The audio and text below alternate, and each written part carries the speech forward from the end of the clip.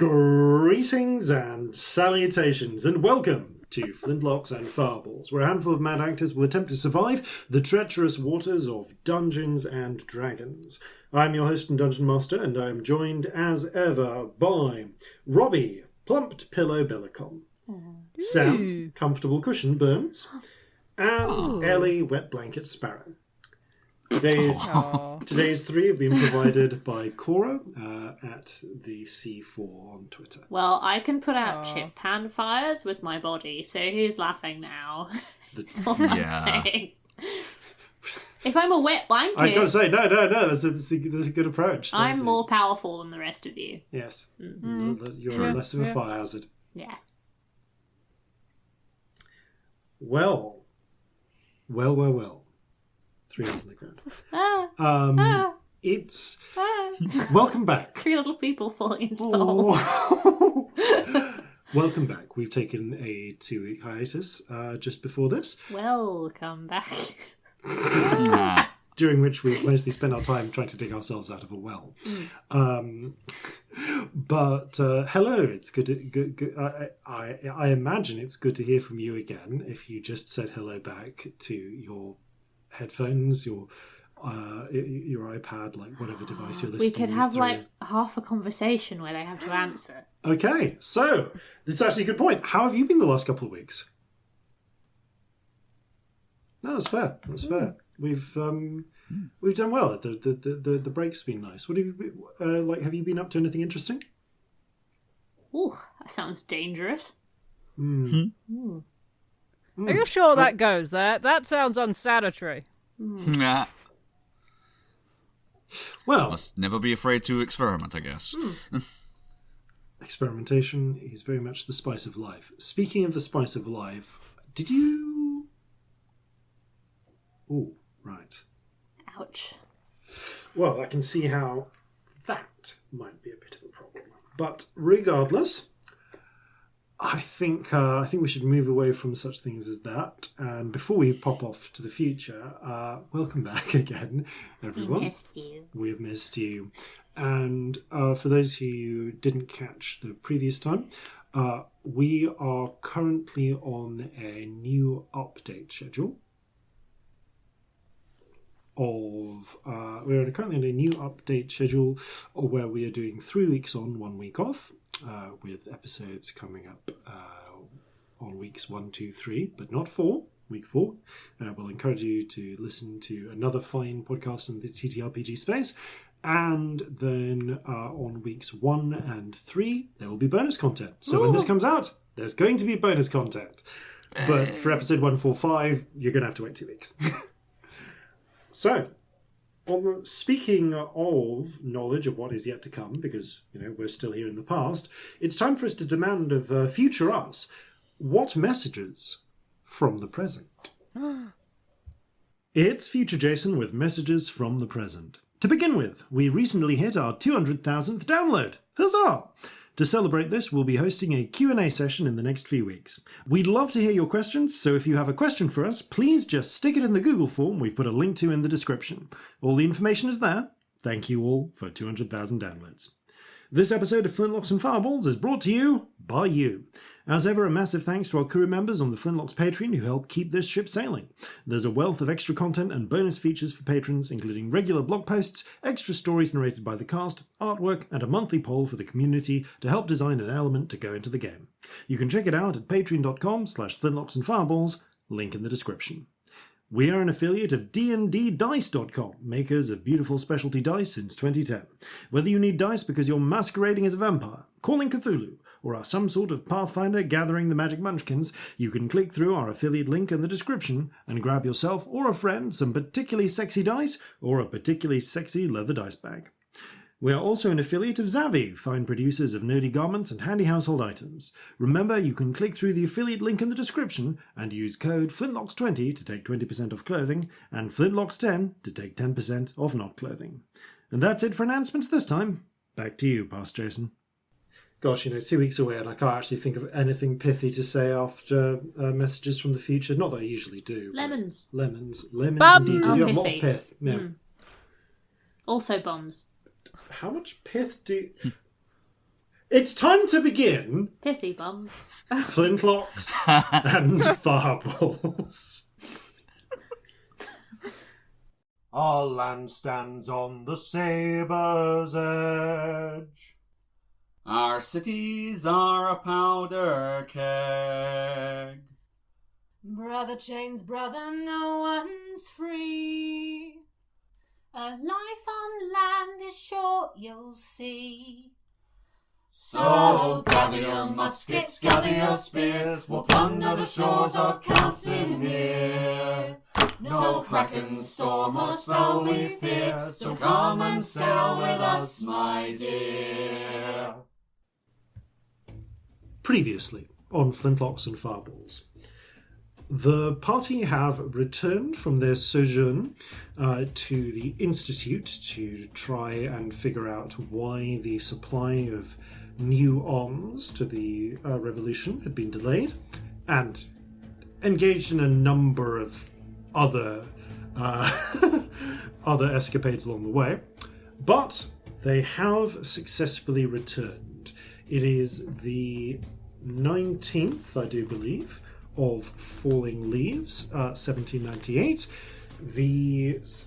According to information from the future, the Orsirian attack on Newmark is due to happen in 3 days' time once their fleet arrives. Also the time when the Scarlet Winds are due to arrive to provide further naval support.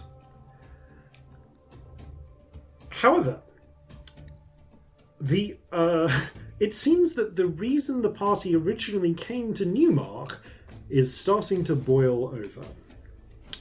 The party, many episodes ago, and about 2 weeks ago, about 2 weeks prior, for the characters, came to Newmark to do a favour for the Tea Dragon Lapsang. Lapsang is here on behalf of the Fisher Kings to establish a new crime network through the burgeoning new colonies. And in exchange for taking Michael John Boot, the friend of the party, husband of Leah Leodon, off the market for assassins, the party agreed to expedite Lapsang's work here in Newmark by attempting to bring 50% or more of the city's gang population into the fold.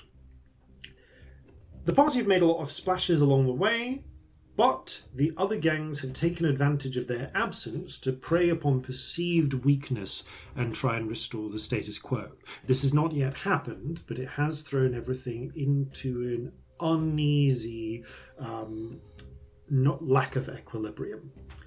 As such, all the gangs have gone to the mattresses, so to speak. In order to survive this, the Deadeyes, who have already pledged themselves to the Fisher Kings, are going to need allies or support, or at least some way of evening the odds so that they can come out ahead. Although the Sunset Girls are on board with this, they're frankly don't have the numbers to control whole streets of the city, nor the inclination. So it comes down to the remaining three gangs. The primarily kind of entrenched Orcish based gang, the Bowstring Boys. The gang which is based in the primarily halfling districts of Five Friars, and the 30 Cutthroats, the gang which is primarily based in the Stacks, the area where a lot of the city's goblins, hobgoblins and bugbears live. The party have an appointment in probably about an hour and a half by the time we clip him, with the leader of the 30 Cutthroats, one Chen Jiang, whom they have not met. They have just been to speak with Owen Copperkettle, head of the Five Friars family, in his well, essentially his pub, the Fretting Fiddler underneath Cardigan House, owned by the Cardigan family, one of the two most well-placed and influential halfling families in the city, the others being the Murrays, with which the party have had dealings in the past. You have just exited the Fretting Fiddler after a thus far unsuccessful attempt to bring Copperkettle into line, having his position being that he'll ally with Azra and the Deadeyes, but only if he's the senior partner. What do you wish to do now?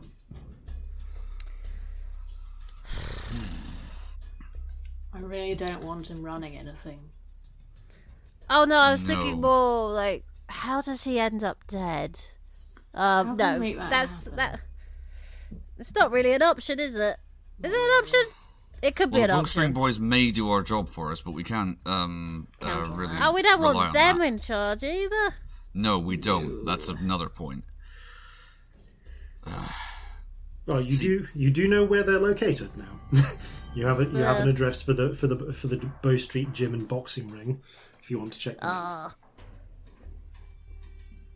I just How don't much time have we think got the before gangs our that call appointments? themselves the Osirians Orcs is the way to go here. But I just had an image of like we go in there and Corzin challenges the leader to a boxing match, and it's amazing. No, but I'll tell you who would be very good at that. Fighty. I know, but you'd be amazing too.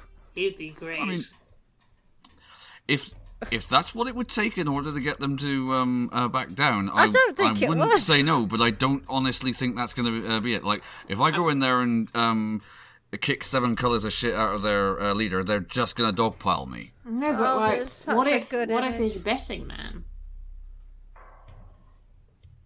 What if we lose? Oh, if we lose, we're fucked. But that's been the case many, many times before and has never stopped us doing anything. Well, if I were to lose, I'd know that my trusty companions here have my back. Yeah, Wouldn't but they? like, He yeah. looks at both of you. I know, But I'd if leave. there was I'd leave you gambling bleeding. involved, You see Right. Jeffrey kind of like shakes a fist encouragingly. See, Jeffrey's got the right idea. always. But if we I never make a thought bet, I'd say that. if we make a bet and lose, it's a problem. Yeah. It has There's to no be. cheating or bashing your way out. I mean, there's some cheating. Also, the bet that we'd have to make that work would have to be really quite in their favour. So if we did lose, we would really properly be fucked, I think. Yeah. We'd have Oh, to, but like, it's so bet the tempting. Should we city just to burn them or their something. gym down? No, Huh? we don't. We don't just burn things down. We could just You burn learn things nothing down. from Olga. Burn the old No, woman in I- the woods. No, I'm no. sorry, we should have burnt Olga in our house without meeting her. That was the correct course of action. But that isn't who we were. No, Yes. it's not who we are we now, have now but we still learned. should have done. Well. Well, I absolutely agree that would have been a better way of doing it. I think, given what we subsequently found out about Olga, I don't think it would have worked. Oh no, it wouldn't have worked, but it still would've would have been really a funny, better though. option than. Oh, it would have been so funny. Well, better late than never, is all I I can say. suppose that is that. We did manage it eventually. Yeah, well, I've still got to like find the fucking Holy Grail and bring it to Clara, haven't I? Yeah, but if anyone should have a holy grail, it should be Clara. That does actually remind me of something, though. Obviously not for right now, but I think it might be worth looking into at some point. What was the actual specifics of the deal she made that she couldn't talk about with us, otherwise she'd die?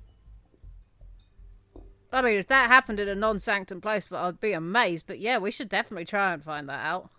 I mean, my nothing God, ventured, yes. nothing gained. Let's, yeah, let's no, have we a should- poke at that. Definitely.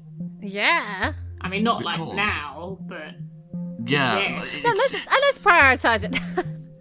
it's just Yeah. to see if, like, if the Reavers have a connection to the Kraken, which is looking more likely, I want to know why it is she specifically wanted me to kill it.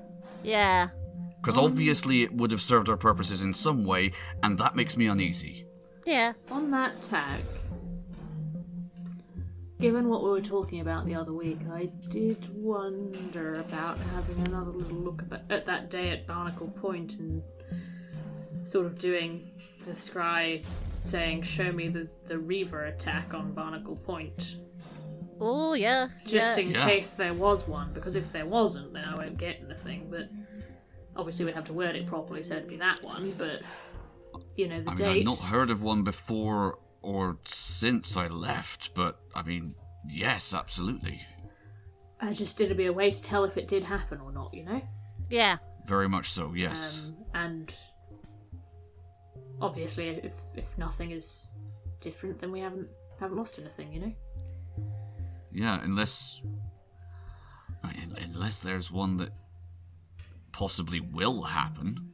But, I mean, there's no way really to predict I was that, is thinking there? of looking at the specific date. Yes. Wording it as the Reaver Alright. attack that happened on this date, and then if there wasn't one, I'd probably just pop back up again, I'd imagine. Yep, fair. Or the last time it happened, that would work as well, wouldn't it? Yeah, then we might get other information, though, I suppose. I mean, if they've ever yes. attacked, that would be worth knowing. It would, Yes, I it suppose. would. No, maybe you have a point there. We're more likely to get something useful. Good idea. Yeah. Definitely park both of those ideas for when we're next scrying. Yeah. Right. With regards to the bowstring boys, though, I think, dependent on how our appointment later goes, I think the thing to say to everyone is that if the Orsirians attack, the bowstring boys have sort of made it known that they are going to support the Orsirians because they stand to gain most by the Orsirians being in charge. I mean, is that a true thing, or is that conjecture? Do we know that they actually It's just the support way they this? refer to themselves as the Orsirians orcs. Oh, no, it totally sounds like they will, but we don't know that. This is... I will jump into point that you... Beyond that reference, you don't have any further corroboration. It is something we made up, basically. Basically, yeah. There's like, good evidence, The Osirians orcs but we could didn't be the make equivalent of saying you're the gentleman's gentleman. Ah, okay. Right. Or like, okay. you know, like someone in a,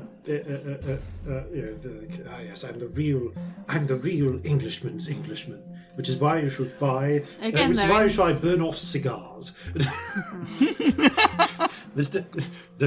I'm ready to make an investment. The long, choking scent of burn off for the true Englishman. Tastes like empire. Oh, God. Oh, that's bonus content sorted then. Jesus. No, wrong universe, wrong universe. No. I jest. Oh, I suppose we could talk to them, but I already hate them. We haven't even talked to Oh, them no, yet. I hate them. I think we need to wipe them out as a gang, personally. Yeah, me Which, too. if we Yeah, get I mean, enough of the I others actually- on side, will I- just happen. I actually don't hate the betting idea, but you're absolutely right in what you say that, you know, we have to be assured that either A, stick to it if we won, and B, we weren't in deep shit if we lost. Yeah. Yeah. Also, Neither of which is guaranteed. if we go in there, realistically, we're going to cheat. And we can't really afford to burn all our stuff now in case it goes downhill and we need it later. Yeah. Because we're going to cheat, Sigh. wouldn't we? We wouldn't not be cheating. And we'd be cheating a bit in some way. Even if it was just, Oh, you we know, definitely... I Maybe mean, I'd be using magic. I don't know about you, but I'd use even if magic it's to just make the Rainbow Corzin win. Spirit giving you a prod at the right moment, probably, yeah. Like if anyone's sighted, it's we're a- buggered. If it was a boxing match, that's one thing, but I suppose, are they big on dueling of other sorts? Ooh, roll a history check, please. Okay. I don't think I'd know. This is more Corzin knowledge. Yeah. Yeah. Okay, that is... that's a 6. Ooh. I mean, 6 is enough for you to know that, like, there is an Osirian culture of dueling with, like, pistols. It's kind of high nobility. It's more like a gentry nobility thing. But... These people have a gym. A boxing gym. But, yeah, these people have a boxing I was thinking gym. about, like...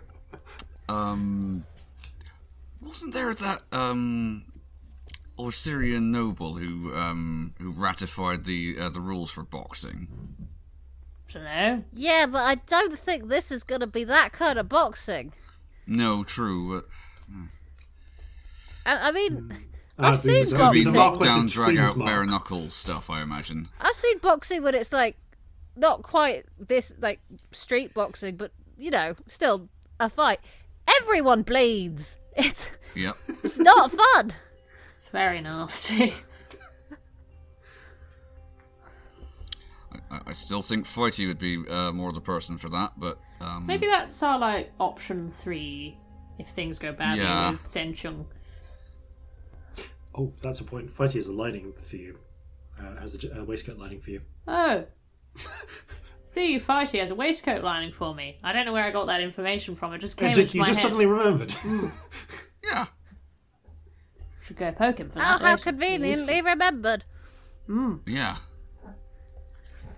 How long have we got till we meet the people? By this point that's a of good having question. walked around for a bit, probably a bit over an hour. So, like, if you want to... Probably not enough time. Yeah, basically, if there's any, like, recon stuff you want to do, anything like if that... we've got an hour, I'll pop over and get my fucking waistcoat lining. Yeah. Oh, yeah. Like, that takes, like, 10 minutes, but... but I'm just let's do checking. that. Also, do we have anything actually useful we want to do, though? Because that's not urgent. That's just, if we've got time, I'll pop in. We don't necessarily have to talk to them, but doing some reconnaissance on the Bowstring Boys to get an idea of their numbers. Might not be a bad Can't idea. hurt. Yeah. Also, Because there we need was to know if we're that talking name. like 30 people, or 5 people, or 300 people. Don't we know Probably that already? closer to 300. You know from Azra that the... Like, if you count all the foot soldiers, you're closer to 300. But honestly, you don't know a lot about like the central, like the structural organization that of the Bowstring Boys. You don't know who the top brass are, as it were. That's not information you have. Okay. I mean, you know who the leader is. You know there's Heinrich Jenks, and then that's about it. Right. Also, before we go see the 30 cutthroats, yes, cutthroats. I just wrote 30 down. Just 30. That was helpful. The 30. Really helpful. 30. When we left, there was that someone mentioned a name that they wanted to keep away from the meeting. Oh, Like, that was so much Senpui of- Sin, Yes. Yeah. I think. So much of me saying, let's give them a message and tell them someone's trying to keep them away. I think it'd be They really could be funny. really bad for us, or it could be really helpful. But either way, it'll be funny. Could we try and meet find- them? Yeah, Like, actually, separately. that's not a terrible idea. I mean, that part could be part of the message.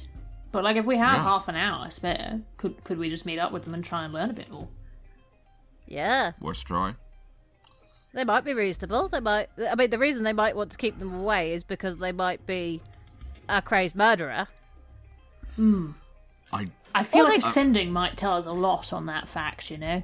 Yeah. Yeah. Also, it sounds like Or they might be a child that just shouldn't be in the room. But Well, again, that would, ascending, you know, is ascending like, would tell us "Hello, that as well." yeah," You'll be like, oh, okay. Maybe we don't invite you then. What do we say Worth in trying. ascending? Right. I mean, introduce ourselves so it's not weird. Yep. Yeah. What do I get? Hello, Heroes of the Hound here.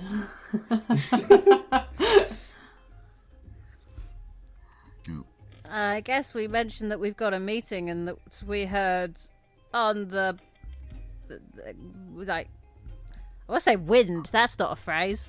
Grapevine? Grapevine? Do they grow grapes around here?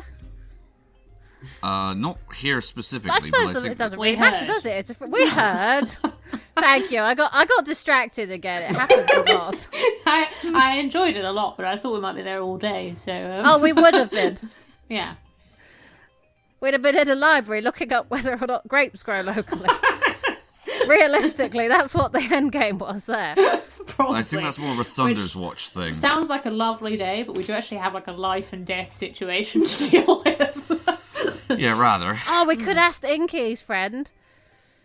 Oh my No, god, we what are we need- saying saying to this person? I'm aging here, and I'm an elf. All right. Like, come on. All right. We have a meeting with the other one. Senshung. Yeah. And we heard whispers, there's a good one, whispers, that they were to be kept away. We'd like to have a little chat in advance, if that's okay. Or we thought they should have a heads up at the very least. Yeah. Yeah, okay. I'm going to send a really weird sending now, so get excited. Look at the Rainbow Spirit. Ask All right? about grapes. I can't ask about grapes. Stop. You do this to me when I'm about to send. You say something really weird, and then when I'm sending, if I've got like 3 words, I'll just be like, how are the grapes? And it's just... You keep doing this to me where you just make me say weird things because I get nervous. Okay. I look at the Rainbow Spirit. Fancy of sending? Do you want to try? Okay. Excellent. Come here then. Just a little Bundle of rainbow threads come together.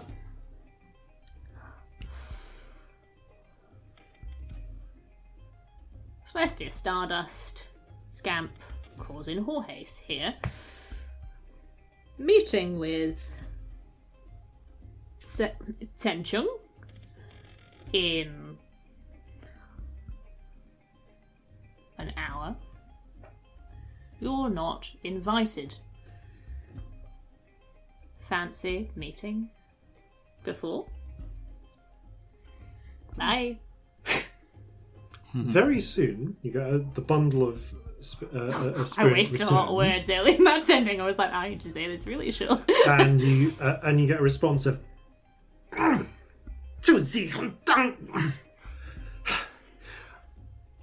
Well timed. I'm a little busy right now. Go to the meeting. I will find you there. Just keep them talking. Thank you. That was weird. I relay. Keep them talking. Do we offer help? Perfect. I'm good at small talk. I'll ask about grapes. Fair enough. Did they sound like they needed help, this person? They sounded more kind of annoyed. Okay, not actually in peril yet. Yeah, just more there's a definite sense of annoyance yeah. and frustration. Well, we've just created a fun situation for ourselves, haven't we? I love it. I We love do it tend too. to do that. Yeah. All right. Well. This was probably really stupid, but I'm excited. Oh yeah, no, Yes. we've made life much more complicated for Such a quite a few problem. people, and I can't wait.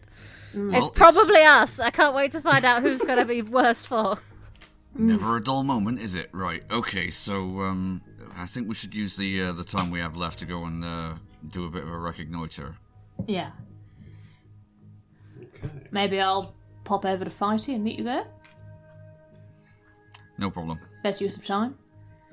Yeah. All right. Excellent. So, I'll pop over to Fighty You pop and over then to I'll Fighty. meet them there I'll briefly pop- 10 minutes later. Yeah. I'll briefly describe you arriving to speak with Fighty. Excellent. You head back to the ship. Fighty, who has Ask him if he wants to fight with some people. Yeah. Ask him if he wants a boxing match. I probably will ask him just in case. Fighty, later in the who by this point has woken up, is looking out over the railing as you're rowed back to the ship. Oh, Celestia, Hello. good to see you. How are you doing? Oh, all right. Had a bit of a lie-in this morning. Long couple of nights. I have. Oh, how so? You alright? Oh, just commission work. That sort of thing. I have a waistcoat lining for you. Thank you. Definitely need your thoughts on what you want for the decorative choicing? I was thinking maybe flames of some sorts, but up to you.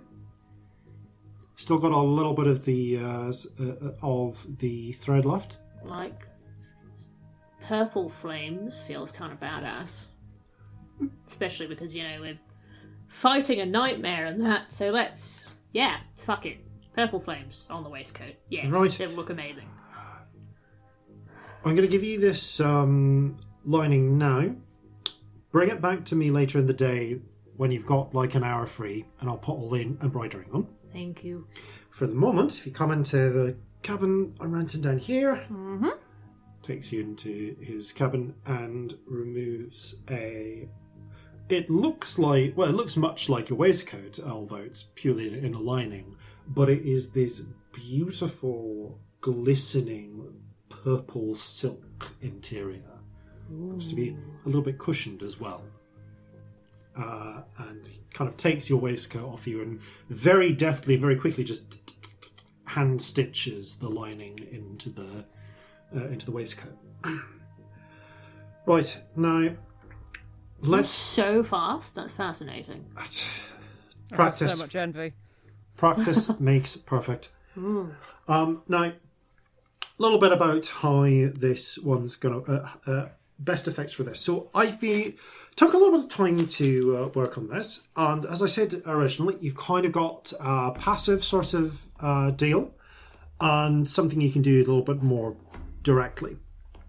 So you'll see that I've put he points to the front of the waistcoat where you can see at the moment there's 5 very small, like little purple crosses marked on the lapels of the waistcoat. I'm going to blend those into the flames design for you so that they'll be concealed. But he kind of takes one hand and demonstrates, and then the other, rather than doing both. You want to brush your thumbs down the waistcoat lapels like this, both at the same time, to activate it. If you don't do that, it's fine. Your lining is still in place, and it's gonna do its best to soak up any fire or heat that might otherwise, want to cook you. That's kind of comforting, actually. It'll just try and... It's a hungry sort of flame, but it'll actually kind of try and eat up the flames that come into you, if that makes sense. Interesting. So it like stores it. Kind of, bit like that, yeah. So when you want to use it though, thumbs down the lapels at the same time. But don't do it right now. No, I wasn't going to. Good. Don't worry. Because you can only do this. You do this about once before you sleep, and at that point, the thread will unspool, and it'll form into... Honestly, not 100% sure yet, because it's your thing, so it's kind of... Don't say that makes it sound really scary. Well, I know you'll... that's a little bit of a tricky one. See, it will be really scary. It'll probably be fire of some description. But the good news is, so long as you maintain your concentration on it, you'll stay in control of it, and you can kind of direct it. Don't break your concentration, or it'll take an hour for it to revert back into thread. If you've still got your concentration, you can dismiss it at any time, and it will return to being your waistcoat. Right. Okay, don't run the thumbs down my lapels by accident at any point. It's designed so that you have to do both in particular. If it would help, I can... Come on, take some his thread and like complexly stitches something that you can't even see. You see, it's weird. You see Fighty rummage around in his coat pockets, pull out a spool which appears to be empty, hooks a needle, stretches out nothing as far as you can tell, but he seems to be able to judge it, bites off with a length off with his teeth, and stitches something invisible into the interior lining. Okay, When you want to use it, tap your thumbs against the top of the lapel twice, then run your hands down. Okay, right. That's pretty hard to do by accident. It is, yes. That's a bit more specific. That's good. It's quite scary, if I'm honest. I mean, yeah, but no more so than the stuff I made your waistcoat out of originally. Yeah, but you made this one out of my nightmares, so specifically. This is true. Any tips on not making them be nightmares but real life? Or do I just suck it up and hope it's okay? It's important to remember that you are ultimately in control of these. Provided you don't lose your attention, your concentration, in which case they'll just go a bit wild. How wild is a bit wild? Like, just... Probably revert to doing whatever they do normally. Right. Oh dear. Well, this was an interesting decision thing to but get. If you never use it, you can get toasty without being as toasted. This is true. It's probably going to be really useful at some point. Just, And actually, fire. feeling it against your shirt, the waistcoat is comfortably warm, and it's weird. It feels like little ripples of warmth, like you're near a crackling fire. Well, that's really nice, actually. Made it to be comfortable. It's extremely comfortable. You did well.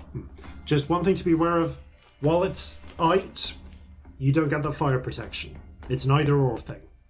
Okay, so if I'm doing fire, I'm not protected from fire because it's out doing things. But if it's here, it's fine. Yep. Right. Okay. Thank you. Not a problem. Oh, by the way, just in case this isn't definitely happening, it was just an idea that we were kind of floating around in the weird ideas to save the city pool. I don't suppose if there were hypothetically a boxing match with a big scary orc on offer, you'd be interested. Honestly, normally I would be, but he holds up the empty-looking spindle. I just had to get this, and you would not believe how much of a fight it is to get this. Right. I'm giving myself at least a night off before I do any more, before I get another fight. And I know that doesn't sound much like me, but Must have been quite bad. I mean, yeah, but I'm a tailor. Are you injured? Ribs heal. Right. If I have magic left at the end of the day, I'll help you with that, but I'm really worried that we're going to get into some kind of giant gang fight. So... Oh, it's alright. I've got a set of... I'm actually... Taps his shirt. I've actually got a bunch of... it's like a compress that's made out of... You know what? It's better you don't know what it's made out of. What is it made out of? Tell me immediately. Okay, so there's a particular swamp in the Dreamfold that's just got pools of constantly oozing blood. And that's about as far into detail as you want me to get into. I'm good, yeah, I'm about fine. how I got the fabric for that. What are you making? Oh, these are just good for healing broken ribs. Only work for me, though, because there's some of my blood in them. Right. I thought I had questions, but I'm fine, actually. Well, thank you for the scary waistcoat. It's all right. It was certainly an invigorating project to work on. Did it give you jip? A few burns, but nothing Salve can't solve. Your job is way scarier than mine. Mind you. He I have a few shrugs, jobs. reaches over to the sideboard, uncorks a bottle of beer and swings it. Well, have a good day. Anyway. Yeah, have a good one too. I'm going to take a bit of a drink, bit of a rest. Have a good nap. I'm jealous. Nap for me. I'll make sure to catch 80 winks. Do. You actually hear him flump into the hammock and kick the door closed.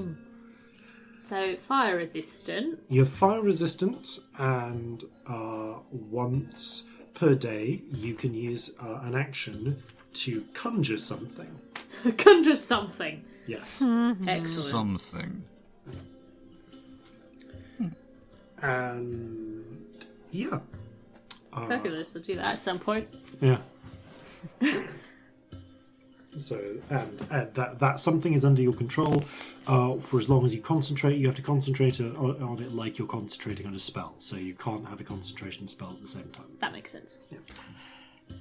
And while you are concentrating on it, you can dismiss it as an action.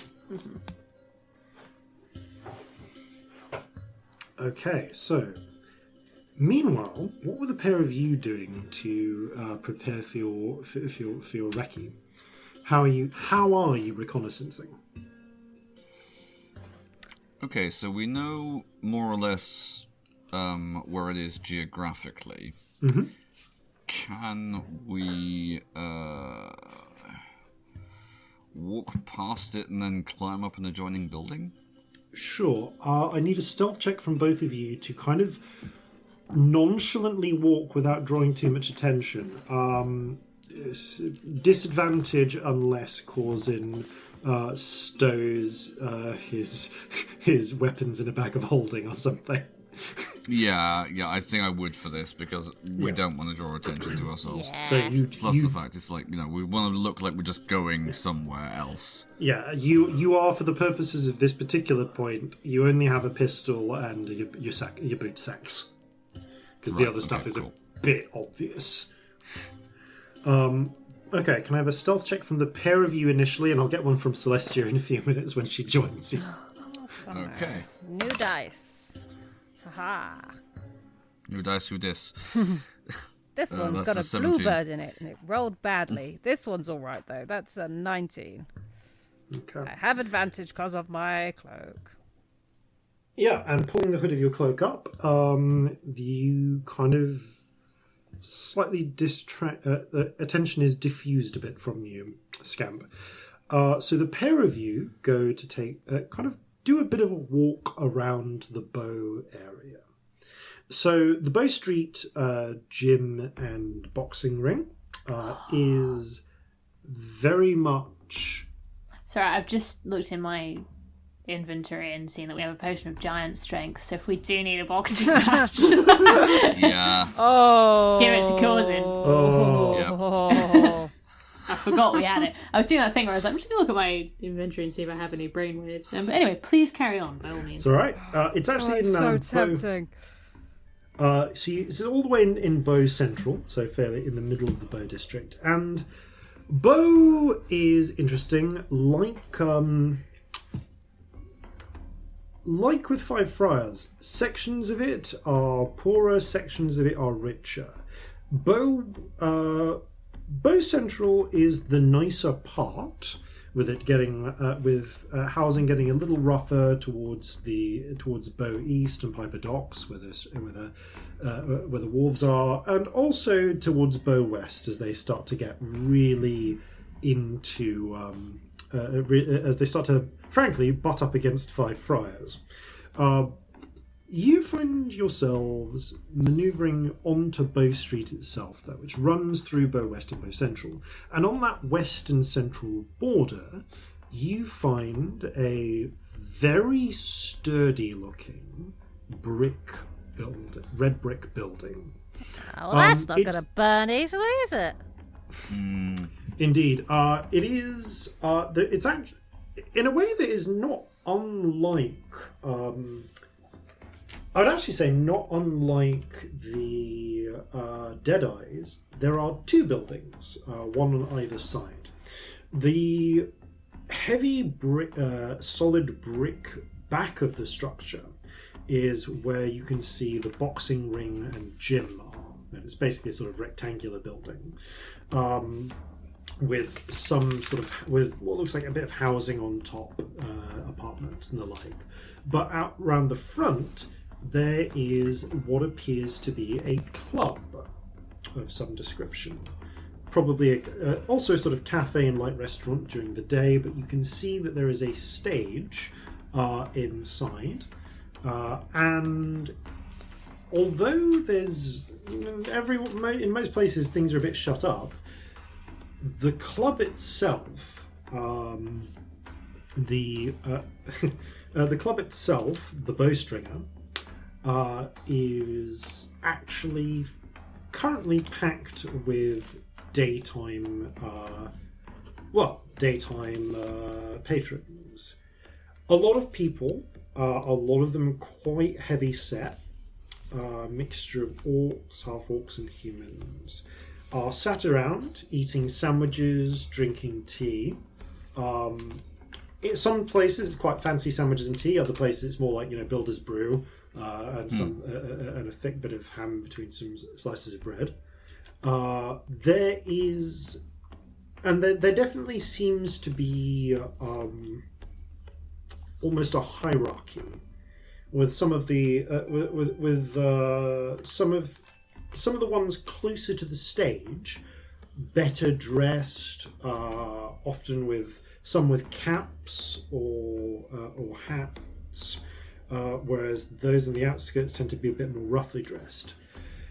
The stage is actually occupied, and you can see that there is currently a quartet of stringers playing, all orcs in suits, essentially. Well, not suits, it'd be kind of like waistcoats, shirts, and in a couple of cases frock coats, although they've actually taken them off and rolled them against the chair. And you can see that there is a classic quartet, two violin, viola, double bass and cello. And they're playing a fairly jaunty sort of tune. It's not quite like, jazz hasn't really come in yet, but it's like, think of like a fairly jaunty sort of 18th century pub type music. Which is probably not like the pub tracks, which is why I'm not going to play them. However, much as with the Five Friars, everyone here appears to be some degree of old. There's a lot of conspicuous bulges around the waistline, but off on the side, so probably not dicks. Some people more openly carry thick Bowie knife-like blades in their boots. There's less very obviously carried long arms like there were in the Five Friars, but there's more space to hide a blunderbuss here. And you can see some long rectangular bulges down people's sides here and there. The bowstring boys are in force right now.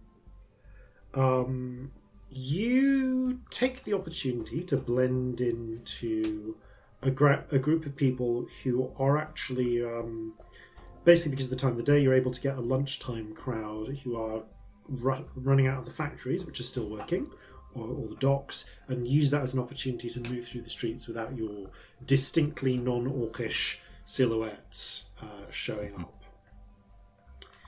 You do get a glance through at the back of the boxing ring, and you can see that there are some figures inside. Again, probably more a lot of orcs, but there is what appears to be not so much an actual fight, but some sparring or the like in progress inside. It's a bit hard to peer through the windows. If you want to try and do that without getting close, you can make a perception check with disadvantage. Worth it. I'm here, I might as well. I've got John's sight anyway, so just a straight roll. What a waste of a 20. That's a 5. Okay, that's 26. 26. Scamp. There are sandwiches. I'm distracted. Also, the sandwiches, you're kind of a bit hungry, and also most of the windows, because the bar, the gym itself is kind of half set into the basement level. The windows up are actually on at street level, so you're actually a bit tall to see through them clearly. That'd be really helpful in this situation. fucking pigeon. Yep. A mirror is very useful, thank you very much. I mean, it could sneak in there if we need to. Corzin's got eyes on his ankles, he's fine. Yeah. Literally do, yeah. You get a bit of a glance. You can see that there's a couple... So you get a good look inside. You can see that there are a good shot of the two orcs in the centre. One of them is... both of them are just in shirts, cuffs roll back to their elbows, and they have like wraps around their around their knuckles, and are jabbing at each other. Both of them look reasonably well dressed, but waistcoats off, sleeves rolled up, in their fight. One of them they're both orcs. One, he has yellow-grey skin, brown eyes, slicked back grey hair, and looks like he's probably maybe in his 40s or so, and quite pronounced tusks as well. He's got a strong underbite.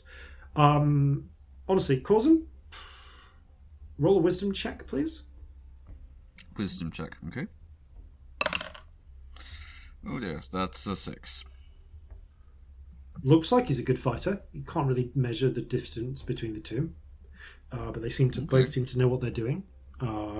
Like from you're peering through a small window, and you've not seen an extended fight, so you don't necessarily have a big sense of of who's the better fighter.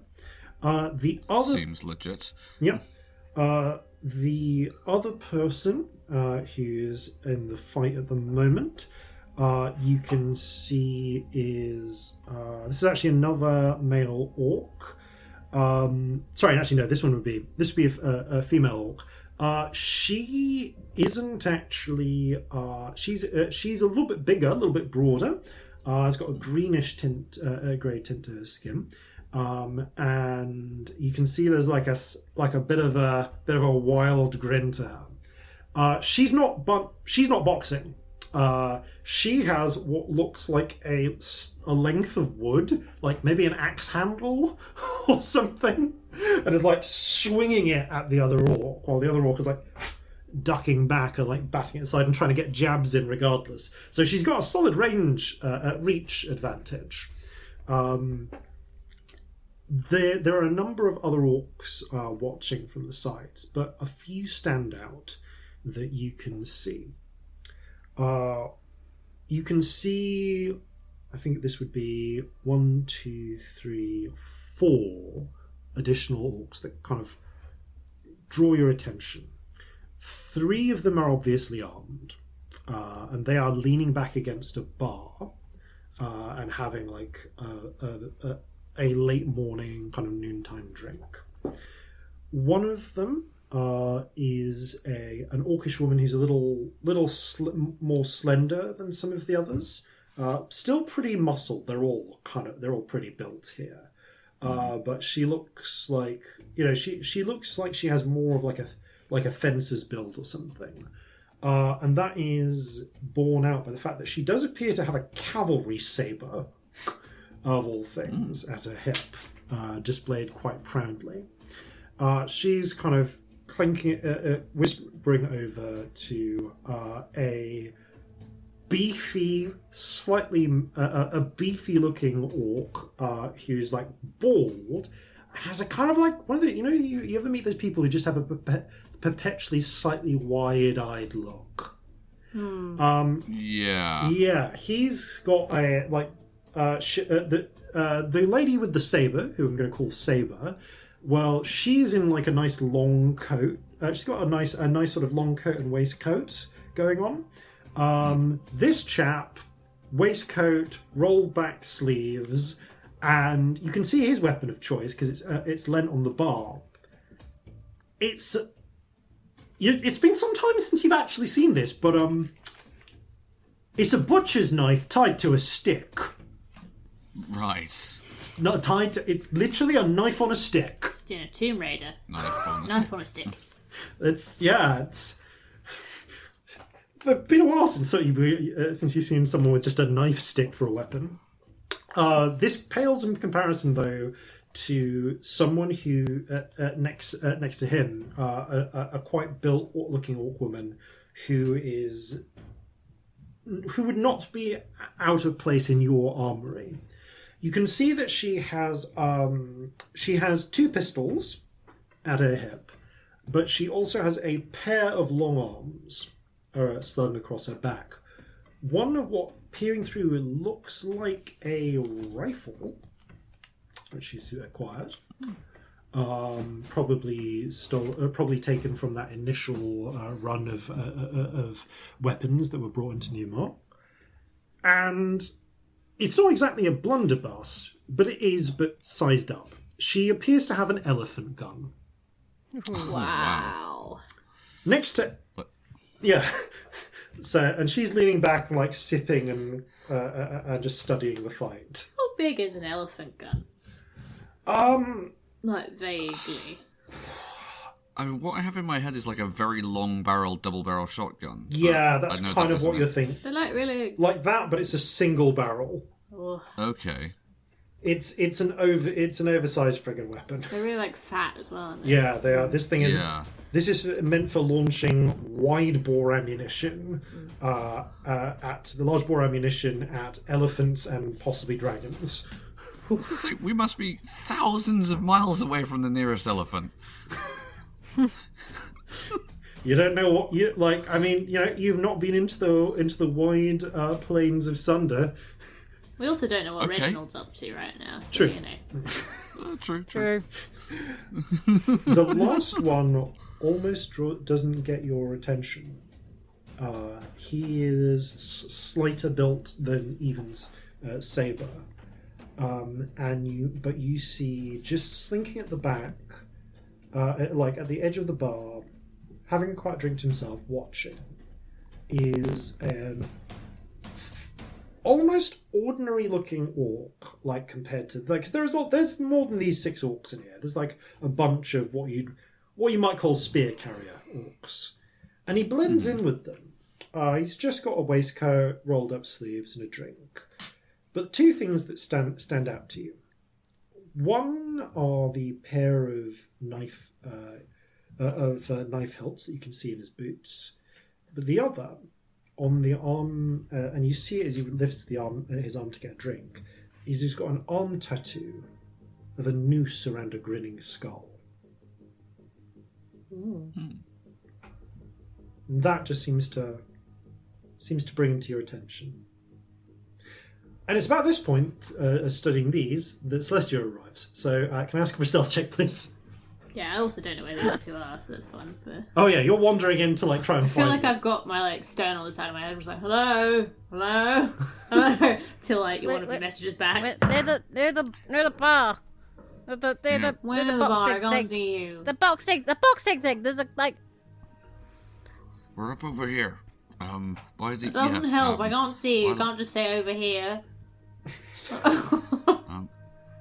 Near the boxing ring.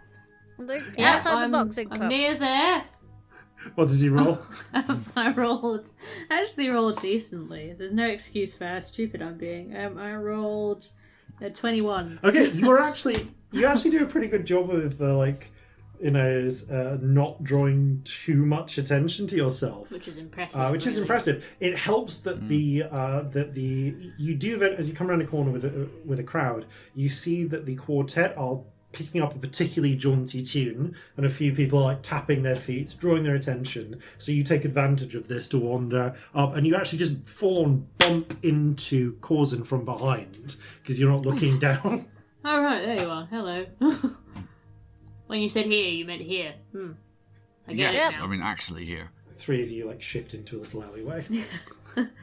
In terms of entrances, then. The entrances into the boxing ring are to the boxing ring gym. There is there's the front entrance, which is the cafe side, and you think there's a couple of you saw some doors that lead in from the cafe area, presumably into the back.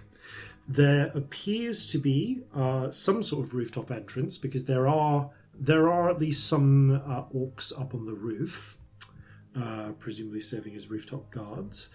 And there are 2 entrances into the gym. A side entrance and a pair of double doors. Okay. What do we do? I don't know. We're going to just drop in and say hi. Have we got time to drop in and say hi? Do we want to say hi? Might be worth it just to scope out our options. Yeah, I suppose. Possibly best going in through the cafe if we don't want to be caught sneaking about. I mean, The cafe is full of orcs having sandwiches at this point. I think the best cover would be to buy a sandwich. I was actually going to say a similar thing, which I can't believe, but I was. I was going to say, what if we just pop in, grab a sandwich, and watch a bit of boxing and see if anyone comes and talks to us? Yeah, worth it. I mean, Right. the people that we need to talk to are definitely aware of us by this point. That's half the problem. Oh, but yeah, that's true. Well, let's go and get ourselves a sandwich then. Yes! Okay, head out. And you get... they do some decent sandwiches here, actually, if you can afford them.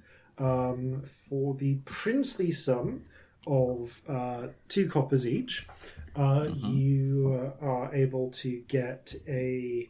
It's weird. So it's like... It's basically like a round boiled bread thing. like a hole in the middle. It's a bagel. Wow. Which has been sliced in half and then filled with... okay, let's see. Lettuce, coleslaw, red cabbage...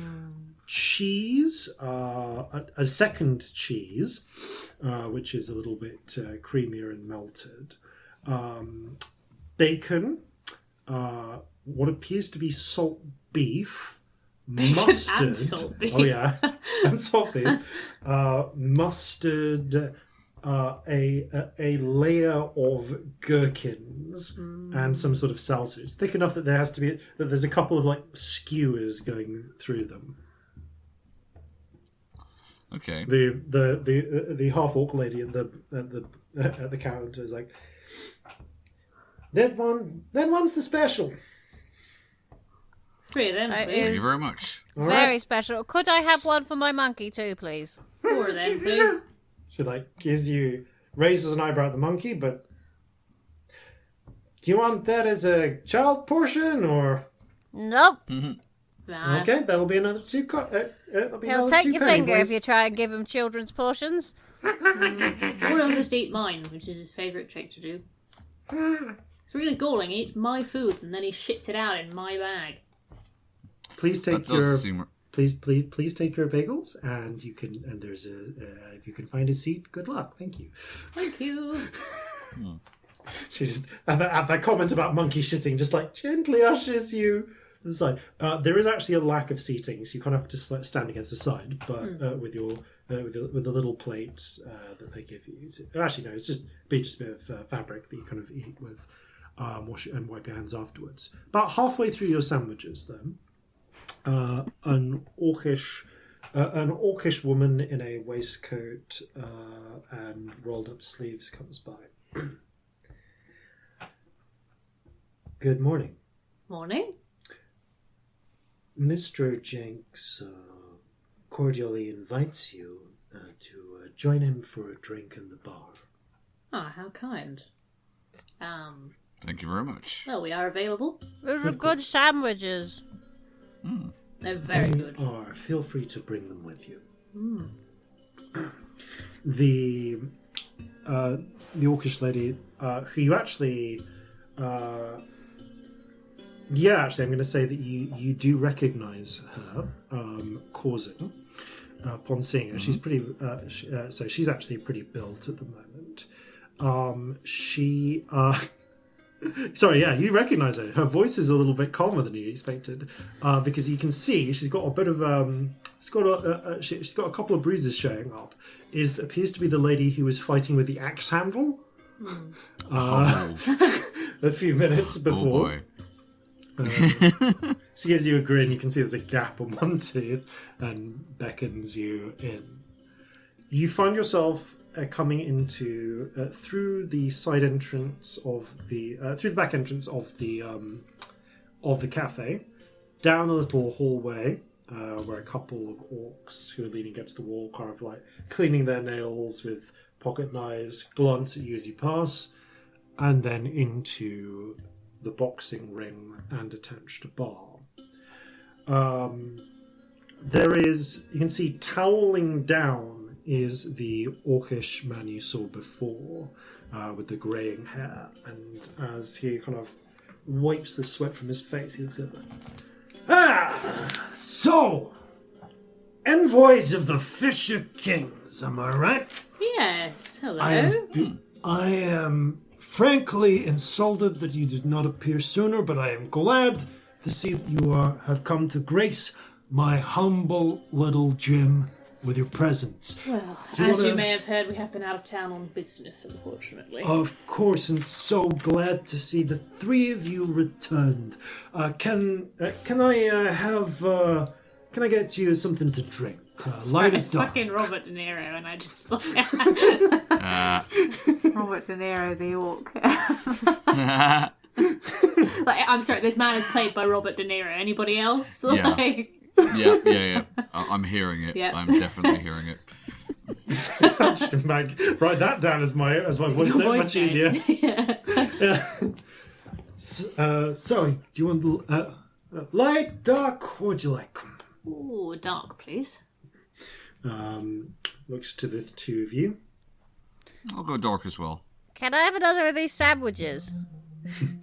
I'll see about getting you one. X, could you get him to bring the kid another sandwich? Knife? Looks back and you see the one with the knife stick is behind the bar, polishing some It's just called glasses, and gets and is already pouring a pair of dark ales. Now that's Numok's service for you. Amazing. Thank you very much. I'd introduce myself and us, but I think you probably already know. Your reputation precedes you. As does yours. Very fine fighting during that whole incident with the skeletons and so on. Of course, me and mine were back looking after streets on our side, but we were very impressed to see all of the light shows and everything. Yeah, big day that. And I can see that Azra's association with you has been very profitable. Yeah, it's helped in certain areas. Well, yeah, in some ways. I just want you to know whether that's not a problem for us. What is it they say, when the river floods, all boats rise? Nice attitude. Indeed. Of course, I cannot but notice that Stringer, my man Stringer tells me that you've been talking to Copper Kettle already. And you look on over and you can see the one, it's not really apparent who he's referring to because he doesn't look, but Corzin, you look over and the one with the noose and skull tattoo is busy packing up a violin. Yeah, the name Stringer, I am looking around. Yeah, no, I feel like I did it in person, so I feel like what happens is Celestia does a sort of involuntarily distasteful face at the mention of him and tries to cover it up. Not a violin fan? Oh, no, sorry. The violin, I actually have one. Little kit one. Yeah. Very nice, very useful nice. for the days where you can't carry everything around, you know? You've that wasn't... got so many instruments, of course. Getting through doors can be an issue. No, that wasn't the face at all. Mr. Copper Kettle wasn't the biggest fan, if I'm honest. Well, he can be He needs someone to talk to work through his anger issues. He does. Oh, he's welcome to come here any time, and I'll talk through his anger issues with him. Honestly, he would benefit from a bit of boxing, couldn't he? Oh, yeah. I mean, I have never met a man who deserved cabbages anymore. But Also doesn't seem the type of man to get into the ring himself. well, you know, he grinned. What was the vibe I got anyway? We've only met once. Well, you know what they say about the hill halflings. He's descended from the old clans. You know? You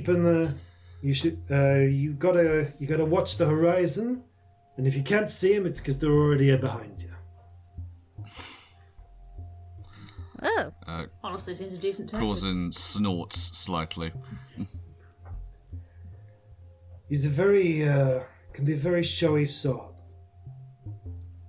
If he's making you keep your eyes on him, well, you'd need, he grins, eyes in the back of your head, wouldn't you? Well, I ain't got that covered. Yeah, that's sort of an area in which I thankfully have a bit of an advantage. But yes, very nice tattoos. Very nice. Thank you. We were just being thorough, as I'm sure you can understand. As part of our professional obligations here, we have to speak to a number of different people. Yeah, at least attempt connection with as many people as possible. Well, of course. Now listen, I am perfectly reasonable here. I'm not the one who started assassinating council members. I can be reasonable about these things. What did you offer? So what did you offer Copper Kettle, and what did he raise the stakes to? Oh, he wants to run things. Yeah, But that kind of feels like letting a bull loose in a china shop. Only messier. Yeah. Yeah, we were talking about alliances, and he doesn't seem to know what the word means, so... People they got no refinement, no subtlety. It's always, you gotta be the bigger, you gotta be the bigger threat. You gotta keep, keep flashing around. To me, it doesn't speak of a lot of confidence. Well, we made it pretty clear that eventually we'll be leaving. We don't intend to stay here. We intend to help make the connections and then leave you all on your merry way to live your lives. Once the kings take their cut. Of course. Oh yeah, but we're envoys. We're not. Of course, you're just the messengers. Yes, basically. Messengers with the magic rainbow lightning. Yes. Yeah. You can call us that if you like. It's a good message. It get doesn't speak people's a lot attention. of confidence to me to be so afraid of starting on equal footing with somebody that you won't do it. We made it pretty clear that he could do whatever the hell we like once we left. But I'm very inclined to agree. And those are terms that are amenable to me. If we could... Now, we've been locked in a little bit of a stalemate of recent. And Copper Kettle has been a thorn in my side. It's the problem with little thorns. It can be so hard to find and pull out. So, especially when there's so many of them. So, I am entirely at ease with sharing the crowns with Ms. Ezra. Mm-hmm. She can take the west side, I can take the east. We could work it out between us once you're on your way. That's all. What's your history with her? Yeah, actually. If that's not too personal, of course, we've only just met you. Well, truth be told, we haven't seen eye to eye. She's been a competitor in the past, and we've had our occasional scuffles, but she's not been my main focus. See, until you came around and shifted the balance, well, she wasn't worth taking seriously. But I can see, with the assets that the kings are offering, and those connections, that we could be looking at the bigger picture. Expand. Also, in times like these, power shifts quickly, as I'm sure you can appreciate. Indeed. There's an election coming up, you know. And Yeah. Yes, we've heard. I don't want to be running that election with worrying about little sexes in people's backs. I'll try not to take that personally. He grins. So, here's my offer. I'm happy to take this alliance, equal halves sharing with the Azragal. But once this is announced, Copper Kettle's going to want to try and fight back. Try and break this up before it comes together. So, got to take out the Copper Kettle. And Feels like there's one or two too many gangs right now. Exactly. There's too many to be happy. Clean the leadership of the halflings out. The rest of them will fall into line. Take out Copper Kettle, his snipers, his lieutenants, those little sappers they got. And we're golden. Me and my boys can take care of the details from there. You make a compelling offer. I pride myself on being reasonable. Take some time to think it over. I'm sure you'll have an answer by sundown. I have a semi-unrelated question. What's your stake in the revolution? Which side do you fall on? Why, I fall on the side of Newmark. Now, whether that ends up being free Newmark or Syrian Newmark, shrugs. You're on your own side? Which is valid, by the way. But Whichever side's best for business. Whoever comes out on top. But I understand that you need... We all need to be doing our bit to support the war effort. So, as a sweetener to this deal, if we take care of the Copper Kettle problem, well, I'm not going to need to be looking to defend my borders internally so much.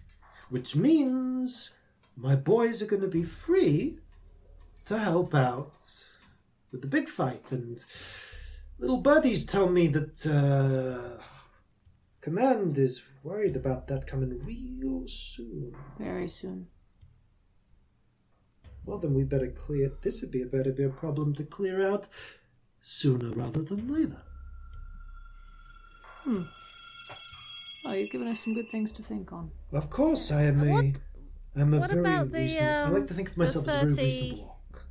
The 30... Oh, I've forgotten again. This is where you Oh, wrote the down cupcakes. names. What about Thank you. Just what's your stance on what's your position? Do you have... We're going to have a little chat with everyone, I'm sure you understand. Yeah, I've got an appointment with them later. Honestly, I want to get the full picture, you know? well, if this goes ahead, there's going to be 3 gangs known in Newmark. No offense to the Sunset Girls, but they ain't in the big leagues in the same way. They're also not particularly bothered to be. Fair enough. 2 of us are going to be together, allied. He kind of shrugs. It's sad to say, but business being business, the goblins are going to either have to get with the program or What? there's going to have to be a change in leadership. I mean, this is what you're bringing. The kings want everybody on board. Yeah. So, we're going to have everybody on board. But there's not like some rivalry and hatred that we really should know about that's going to come to head Yeah, really they're just quickly. fucking goblins. Why would I care about it? Wow. Oof. Well, that tells us a lot, thank you. So, like I said, take a little bit of time to think about it. I think you'll find they can be a very reasonable orc, and maybe get back to me by sundown, yeah? Yeah. All right. Well, hope you've enjoyed your drinks. Second sandwich has arrived. The kid will have that one to take away. All right. All right, sir. Good. Oh, thanks for your time. Hands you the extra special pastrami sandwich. Pastrami and all the trimmings, and the front door, the double front doors. You can see that Elephant Gun pulls open the double front doors leading out onto the street. Through the message stones. Anyone freaked out by how easy that was? I hate him. He seemed entirely too nice. I made him Fucking was easy racist solution, with but I I'm hate worried him. about it. Everyone else is insignificant. Yeah. Well, he either thinks that we're genuinely his best bet, or he has a play we're not sure about. Or he's just so confident that down the line he can take power because no one else can match him in his eyes. That's. I don't know if that confidence is that well placed or not, but either way, it's a little bit scary. Well, in terms of actual person power, I think he might have a point, but it's a case of whether or not he's as good as his word in terms of respecting the other gang members, provided they're working for the kings ultimately. Also, I hate this, but it's a thing that we do have to think about. He's a fucking asset in the revolution. Oh yeah, no, it totally is. But whichever way you wrap it up, he could make a real difference. Did you see those weapons? Well, an orc walking past, just like colours and hurries on. Did you just fart on air? That's amazing. A first in Flintlocks and Fireballs that you've heard. Anyway. That's amazing. You just farted on air and gave it to a random NPC. That's the best DMing. But yeah, the thing is, there is an element of thinking about the future that we have to do as well. She rolls her eyes at herself. Yeah. And it might be that we need to let something slightly weird go to get the city through the fucking revolution. Because if it gets taken, everything is fucked. And if he can sway that balance, we can hate him all we like, we've still got to take it, you know? I mean, we've got to talk to the goblins first, but we've got to give his offer some serious consideration just for that alone. Yeah, I think a big thing we can bring to all of the potential gang leaders here is that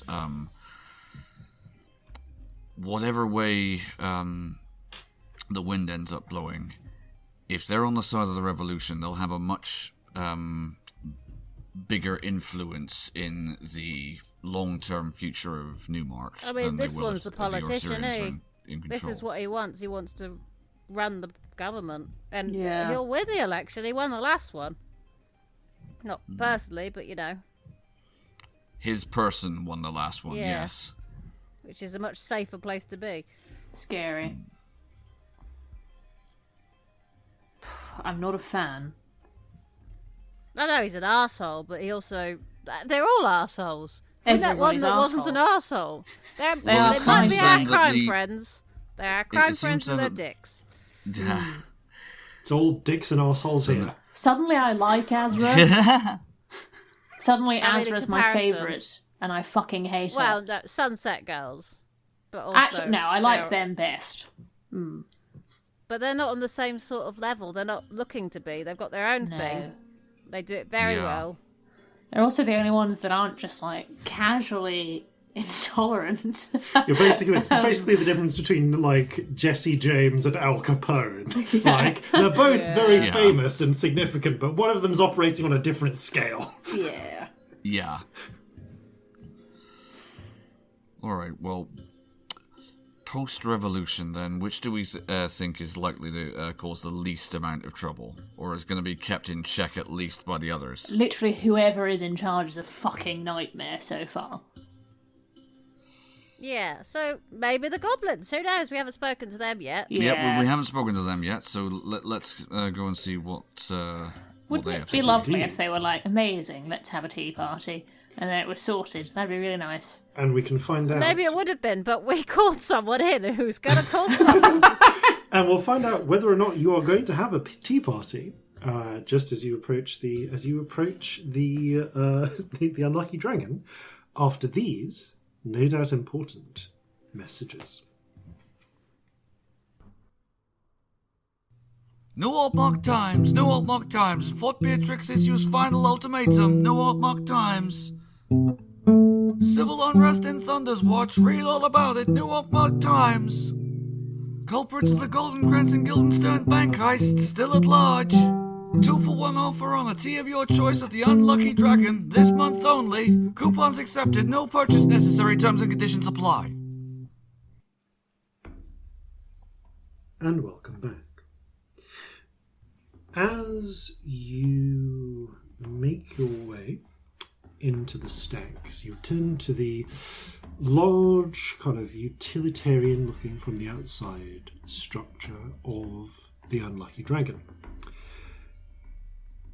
The streets are actually a fair bit emptier than before, with only a couple of hobgoblins hanging in a street corner that glance over as you approach. You do see there is the same mohawked bugbear as before. Looks up as you enter. You are on time. Excellent. Come. She reaches and opens one door, gesturing you in. The three of you's 5, including Jeffrey, etc., step inside a large, essentially almost like a dining hall, as you're feeling. There is a wide open space with a high ceiling, probably about between a third to half the depth of this whole building. There are hanging from the ceiling kind of lanterns which are not currently lit, and there are tall windows which are, for the most part, currently shuttered, so only a little bit of light is coming into this part of the building as a whole. It gives everything a bit of almost not quite gloomy, but a dim, atmospheric feeling.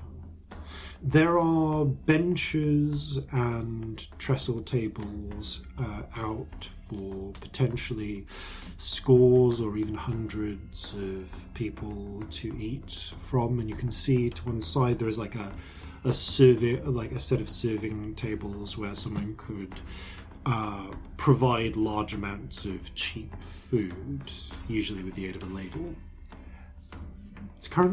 It is currently all bare, except for one portion.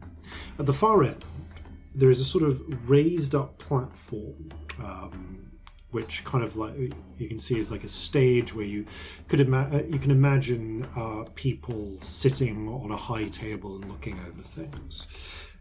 There is currently a small table, not the high table there, and it is lit by a couple of quite actually about 4 quite bright lanterns hanging from the ceiling or on the positions. You can see behind it there's like a white cloth that just stretched taut across the whole of this area, providing a backdrop.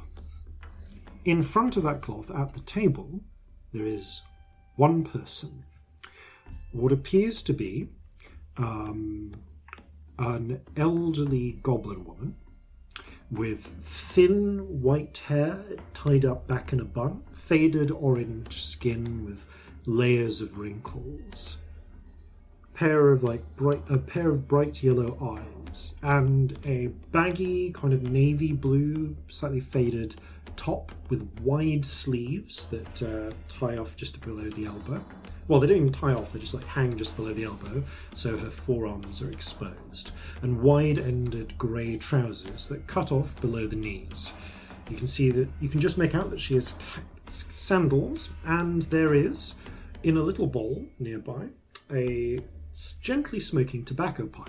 She's not currently drawing from it though, because in front of her, you can see there is a black and orange patterned tea set, a pot, a little kettle of steaming water, and what appear to be what appear to be 4 small teacups, and plus a side bowl with some water. What was before? I'm sorry, I had to click out on my attention. What was before the teacups? Was it teapot, water? Before that, you said there was something else. There's a small bowl which she's popped a smoking pipe of tobacco in. Okay. Just while she's not smoking it. Yes. I thought it was a pipe, but I was like, was it a pipe? I'm going insane. So thank you. You see, she looks down from the stage where she's quite essentially almost spotlit by the lights. Well, you're going to just stand there, or you're going to come up and join me for tea. Don't make me come down there. She reaches over and holds up a little walking stick threateningly. You make me come down there. Okay, no, Spank you like a small child. I don't think I've ever quite been told that thoroughly. Coming up. You make your way up the stairs and the sides, and find there is, and you can see that there is the little table. The table is just about right for Corzin and where the seat is. Celestia, definitely Celestia, and 2 degrees Scamp are probably going to have to kneel to get down to the to where the height is. So, introduce yourself. Celestia Stardust, nice to meet you. Hi, I'm Scamp. Corzin Horhace, thank you for your hospitality. Good manners. Horhace, Scamp, Elf. She gestures to herself. Elf will do. Leon Ray. People call me Ray or grandmother. You call me Leon Ray. Okay. Leon Ray. Leon Ray. Excellent. Nice to meet you. Pleased to meet you. So, you want tea? Yes, please. Please, thank you. She squints her eyes. Okay. Who pour tea? I'll pour if that's acceptable. Cecilia is slightly glassy-eyed for a moment and blinks. Yeah, Corzin is going to jump in there and take that out of your hands. Very good manners. Well, you pour. It's good tea. Personal blend. Oh, what kind? It's a little different every time. Ooh. But mostly lapsang. I like lapsang. Oh, I like that. Good choice. She waits until you've all poured. Until the tea, you've poured everyone's carefully. tea. She nods to the bowl of water. For your monkey. Oh, thank you. Very kind. Jeffrey kind Jeffrey, of be sits down by polite. Just sits by the water, looking at it. Jeffrey, please be polite. You see the old woman just turns out sharply to him, stares.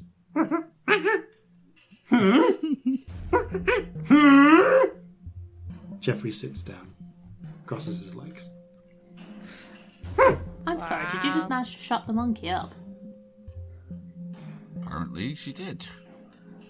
Little things need to know when to listen to the elders. Oh, I can't stop thinking of Dark Crystal. She's Mother Onkra. We're gone. talking to Mother Onkra. It's just the pattern of the speech. Yeah, it's exactly Mother Milk. Oh, this is the Who incidentally reminds me a ridiculous amount of Jason's mother. Yes. Jason's mother is a fucking treat. Yeah, it's a little bit of her in there. She takes a sip at the cup and her little teacup and raises it. To your good health. And to yours. And yours. Corzin will raise his cup. She watches, holding a cup. Sit. Oh, God. This is where we all get poisoned and die. No, he will drink. You drink. Looks at you, Scamp. Yeah, I'm gonna drink it. I like lapsang.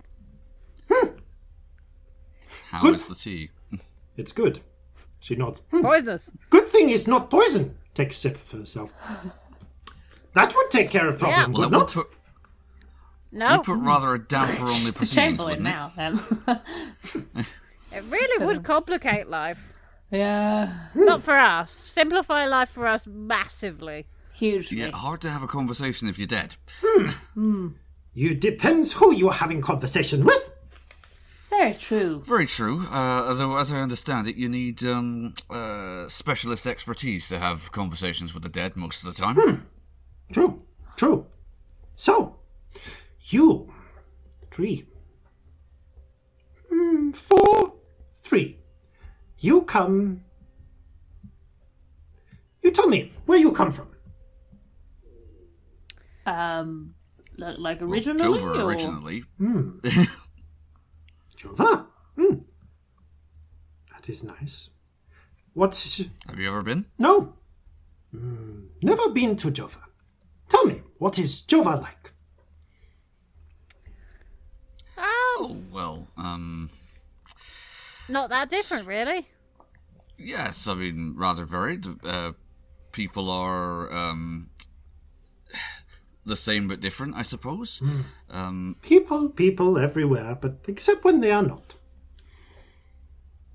That's a very good way of putting it, actually. People everywhere, but there are drops. Wait, no. People are less in your That's face how it in goes. Jova, generally. It's the main difference I've noticed. Depends which pits you walk around. True. Very true. Yeah. So, your Jova, she points to Corzin with the little teacup. Much same. Lots of different people everywhere.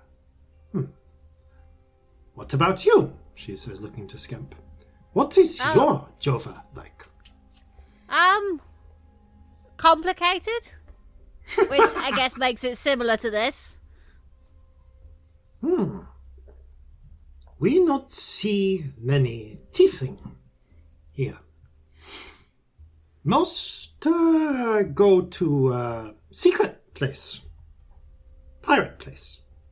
Yeah. Maybe hope for better life than Jova. Probably. It ain't great over there. I mean, we're trying to make things better, but it's hard work. It takes time. And some people don't want to wait. Which is fair enough. Yeah. And what about you, Elf?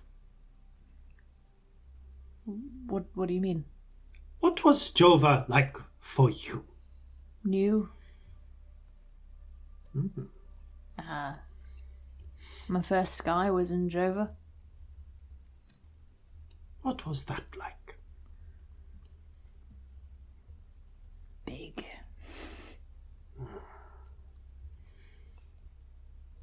I remember.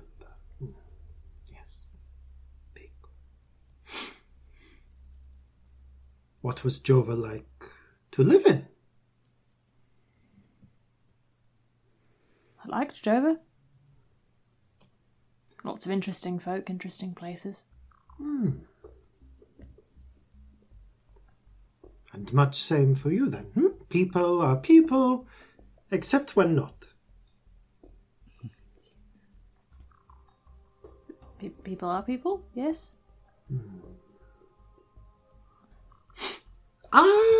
never been to Jova. But long ago, I grew up in Haldanos. On border of Song. From little place,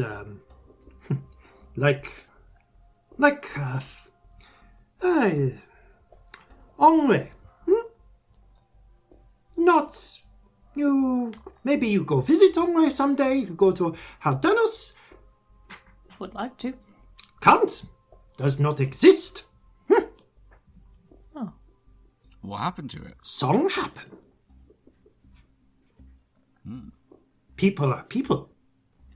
People get. People expand. Kingdoms expand.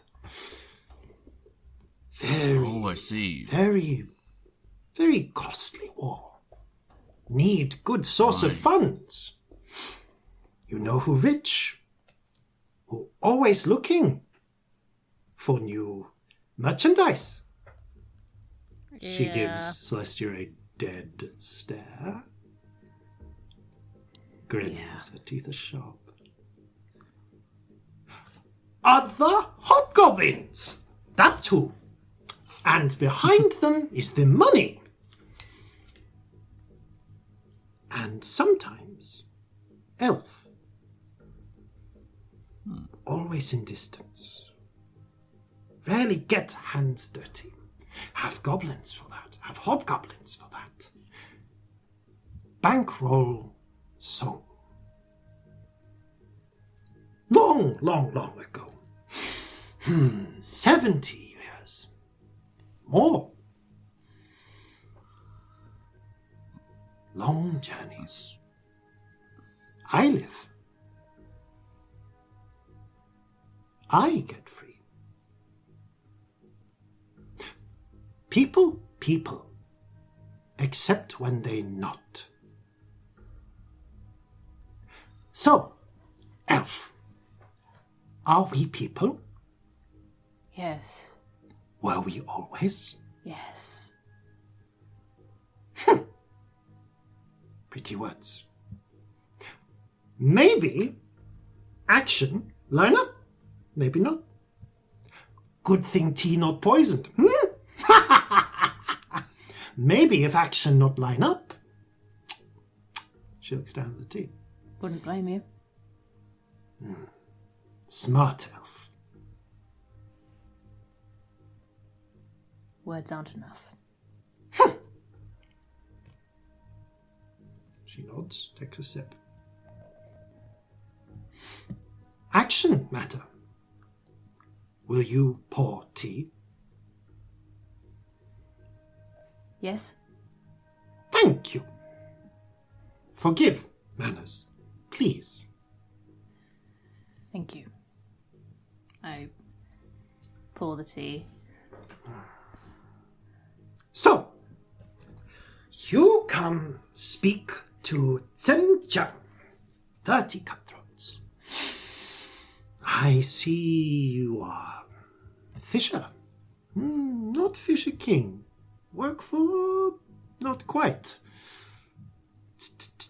Associated with. Go between. Little things like that. You like Lapsang, Yes. Yes. Liongre, just meddling old woman, but pay attention to tea. Where tea and up. Lots of Lapsang in Thunder's Watch right now. Yes, a good, So we've heard. good place for it at the moment. What's in the river? West of good tea. Good.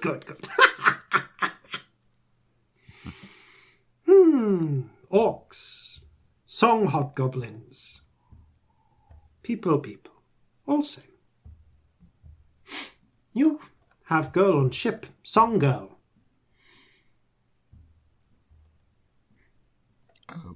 We have a number of people from Haldanos on our ship. Human girl. Recent Oh, Saran? fancy. She seems nice. You tell her I see her, I may be cutthroat for what her people do to mine, yeah? We'll let her know. Pass We'll that be on. sure to mention it. Small one. Spider-like. Dangerous, little human girl, not human girl. What about her? Have seen like before. Smart thing really? to do is make tea. Good thing we not always choose smart choice. Watch. Yeah. Watch. And if wrong, tea. Live long time. Cause much heartache. Met older ones before then. Only a few exist. Yeah. So we've been given to understand. I remember stories from when I a little girl. Long ago. In place that no longer exists.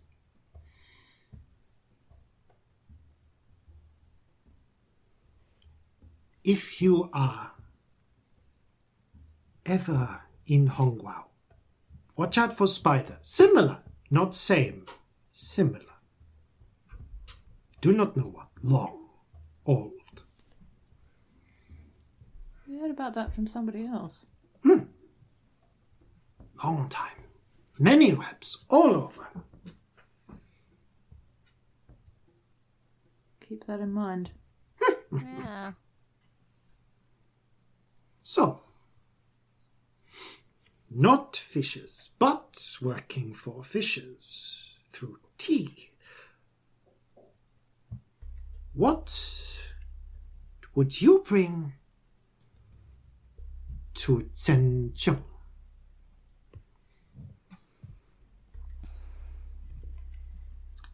A modest proposal. Partly depends on what they want.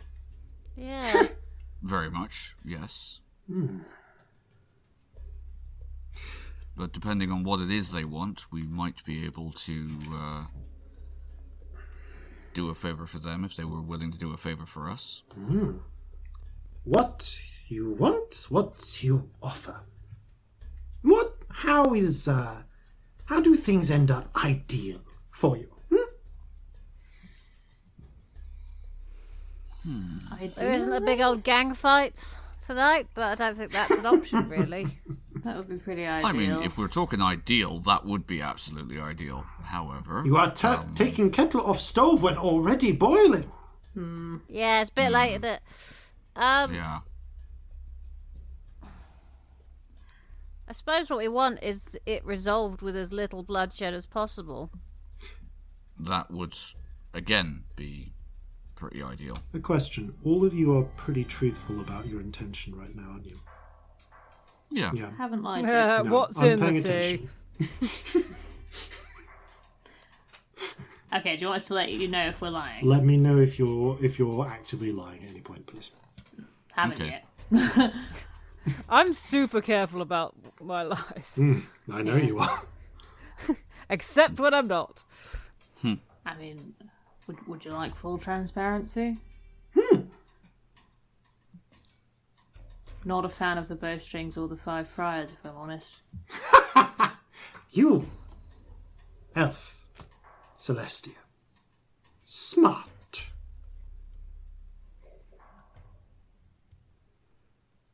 So, where from there? They have Big Stick already in charge. Doesn't mean it has to stay that way. I'm kind of hoping no, to... not that it necessarily will. ideally, we'd like to put a couple of gangs on a more equal footing and then leave you to it. And personally, I hope the bowstrings and the fireflies all just fall apart and the rest of you get rid of them and sort things out between yourselves. But, I mean, that's a perfect world. Yeah, and in the world ain't reality, we might have to perfect. go for something in between. I see a plan. I have a question for you. Okay. You go speak. You have been speak with Copperkettle. You have been speak with Jenks. Mm-hmm. Have either of Yes. them told you how arrogant the three of you are? You walk into our town. You throw around your weight. You say, this is how things will be.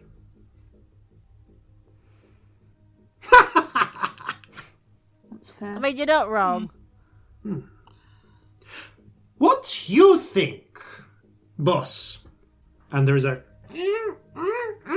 As the white sheet lifts up, a flood of lights come down, and you can see the back end of this hallway is a theatre. There are rows of tiered seats filled with various goblins and hobgoblins leaning forward, peering at the scene through the white gauze, which you couldn't see through because of the light, including up in a sort of raised royal box, a hobgoblin man, slender, bald, yellow-orange skin, amber eyes, and a tight waistcoat and shirt. His eyes flicker between the three of you. I think you are right about arrogant.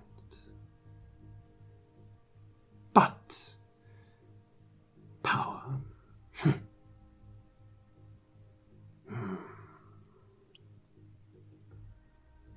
Right. Have they spoken truth? They have. We have been watching. Allow me to introduce my boss, my good old friend, Chen Cheng. Master Chen, allow me to introduce Celestia Stardust, Corzin Horhace, Scamp, Rainbow Spirit, Octopus. She gestures. Almost no one else seems to be able to see, but she, for the first time, acknowledges the two spirits, and you see, filtering into existence from where it was just invisible, a chameleon on her shoulder. You know the rainbow spirit says hello and doesn't care how impolite it is. Oh right? yeah, the chameleon just starts turning rainbow colours, but like... Come back, get back over here. I will take your word about the last two. Also, Monkey. Always a pleasure to meet another person who's sighted in that way. You are very loud. Both of you. You, points to Scamp, strange. I get that a lot. People like me, we learn to hide. You hear the call from above. Your offer. Leave but a pair of gangs in charge to sort it out. Bold, but presumptuous. This would not change things for us.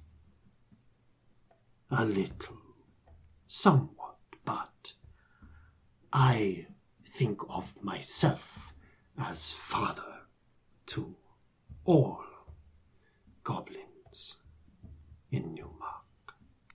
Our lot, hard to say if improve. I do not think that Fisher Kings would consider us a strong partner when they could side with one of the others. But I may be wrong. Could be good ally. But we have been burned before. So,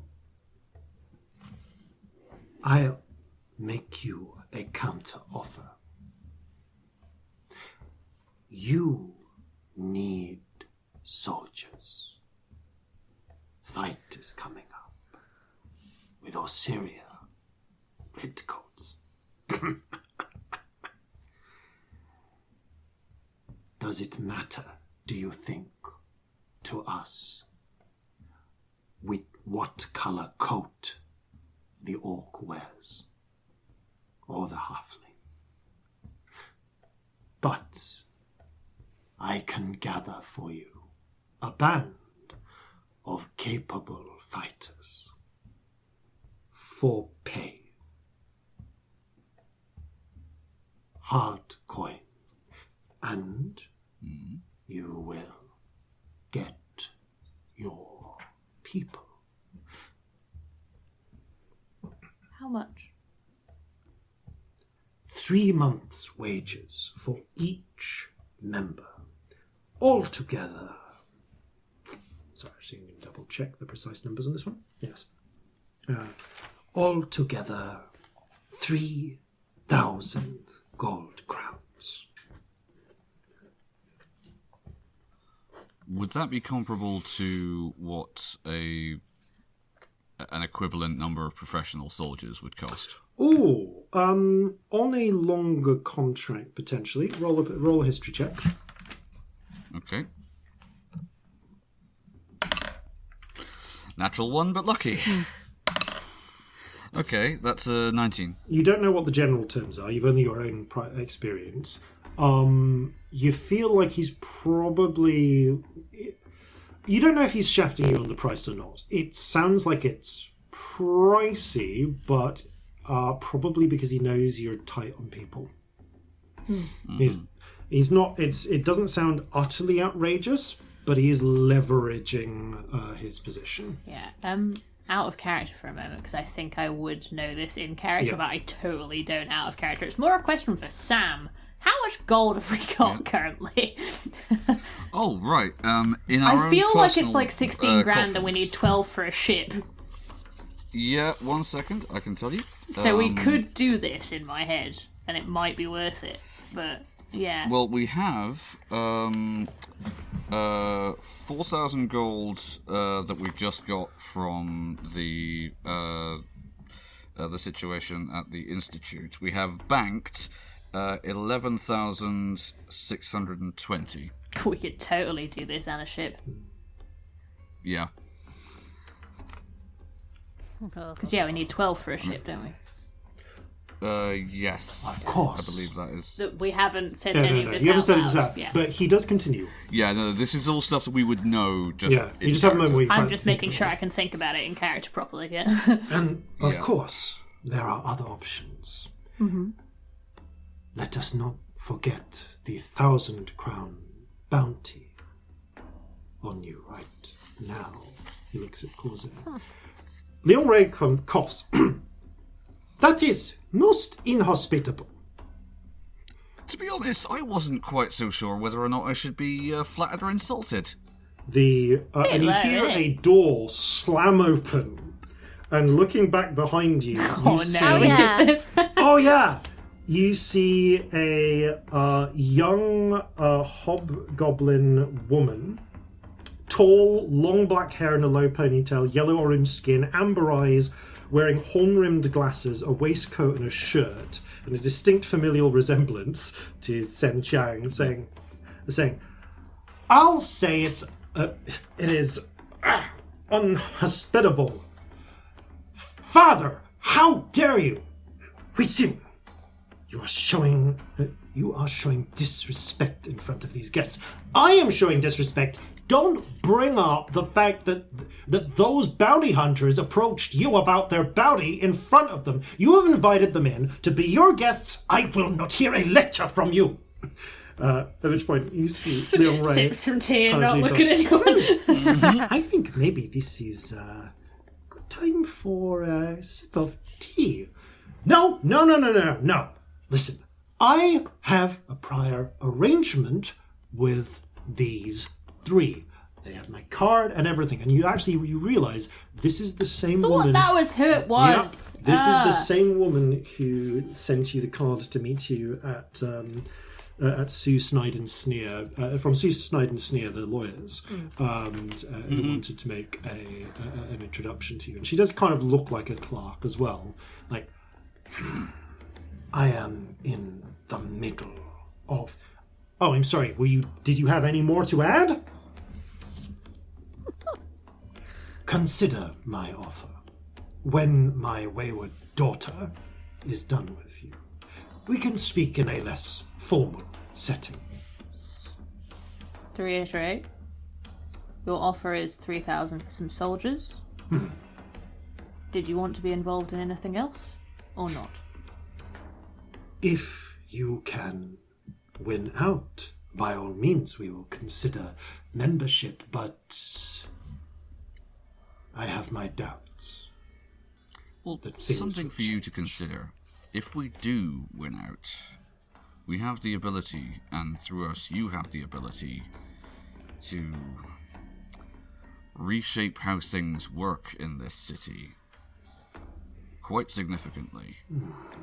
He scratches his Under chin. the Orsirians, probably not so much. I will think. That's what we... Okay, and if we do have some sort of arrangement, will you not get too involved in the fight, like the inevitable street fight tonight, or at least, be on our side a little bit? Yeah, that would really help, actually. If you pay our fee, we will join you in the fight. Otherwise, Lovely. It is your fight. That's clear and fair. Okay, lovely. Please, I am really sorry about this. He always does this. Could you, please, I have a tea room booked. If you would, please come with me. Please come with me. Okay. Oh, okay. Yona, don't forget to bow. Corzin does. You see that Huisin... He's been around enough people from Hongguo, I think he'd have got it by now. Huisin gives a very short and stiff slight bow to father. Jeffrey stands up, does a quick bow. And scampers off.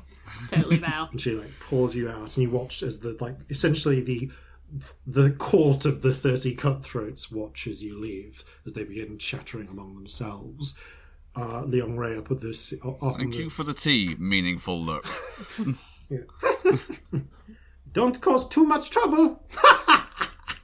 He's always causing trouble. Never known. At the moment you're outside, the Mohawk bugbear closes the door behind you. Thank you, Lee. Go have some tea. Well, we kept them talking. Yeah. Thank you. I am so sorry. Let's just this way. I've got a reservation at Madame Woe's. By the 1,000. He is always like this. He does the theatre thing and Honestly, God, it was he had kind the of old cool. crone and... Oh, it was a hell of a thing. I love it. Yeah. Did she make you pour There's tea? a flair for the dramatic, I guess. Yeah, she did. That is such a power play. She always does that. Sorry. She just clenches her fist, and you see as she leads you back to the tea house that you actually went to before, and this time, kind of with a bit of a storm to her step, directs you to a private tea room where some tea and small pastry and basically wontons and little things have been laid out, little bits of dim sum. She just takes a seat, runs her hands through her hair. Oh my God!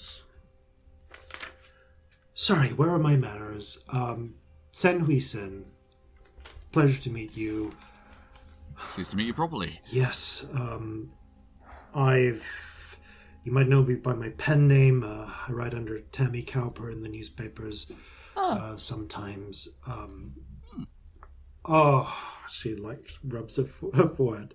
Listen, my father has been a pain in the ass since the day he gave birth to me, okay? He does not speak for every damn goblin in Newmark, no matter how much he paints himself as doing so, okay? I got that impression. There's a lot of people who say they speak for all of the halflings, all of the orcs. Yeah, pretty presumptuous thing to say, really. I mean, we're pretty arrogant. He was right on that. I had no retort to that one. But, wow. Oh, yeah. Yeah. Seems to be a lot of it going around. Honestly, anyone who says I speak for all of these kinds of people is a bit suspect, at the very least. It's kind of a lot. Seems unlikely. My dad is just an ass when it comes down to it. Sorry, there's some bad blood between us. I didn't follow in the family business. Parents, am I right? Exactly. Yep. Are you okay? Sorry, I was hoping to have a word with the three of you before the whole circus thing happened, and where do I begin? At the beginning? I understand. Begin at the beginning, This is acceptable and place then to go start. on till you get to the begin end. with ABC here.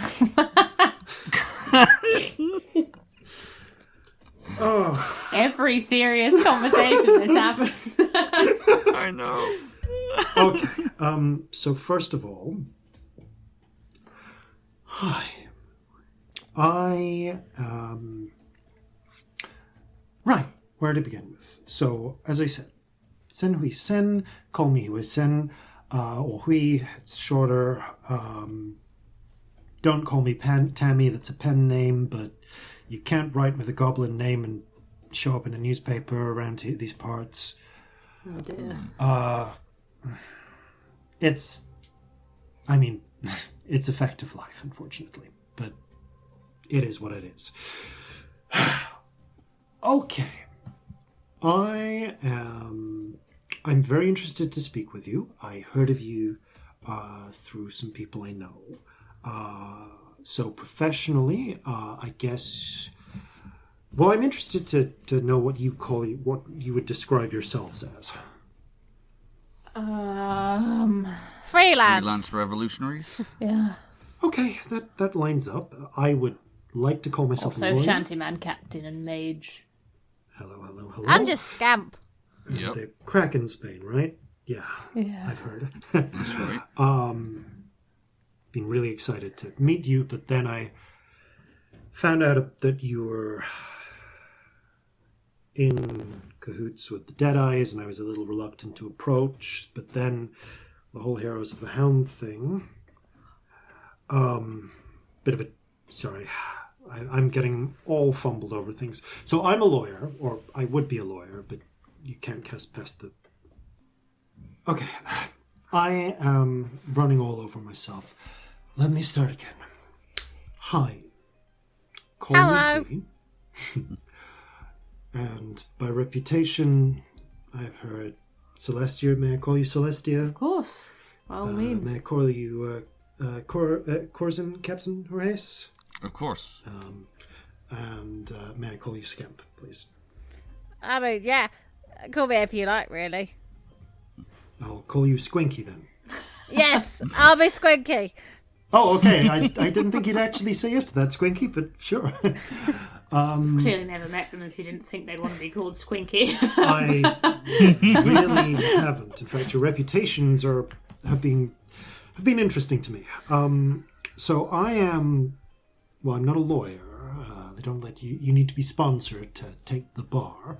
But I am a paralegal for Edmund Sneer, who is an old drunk orc who wins cases when he remembers to read the briefs I prepare for him.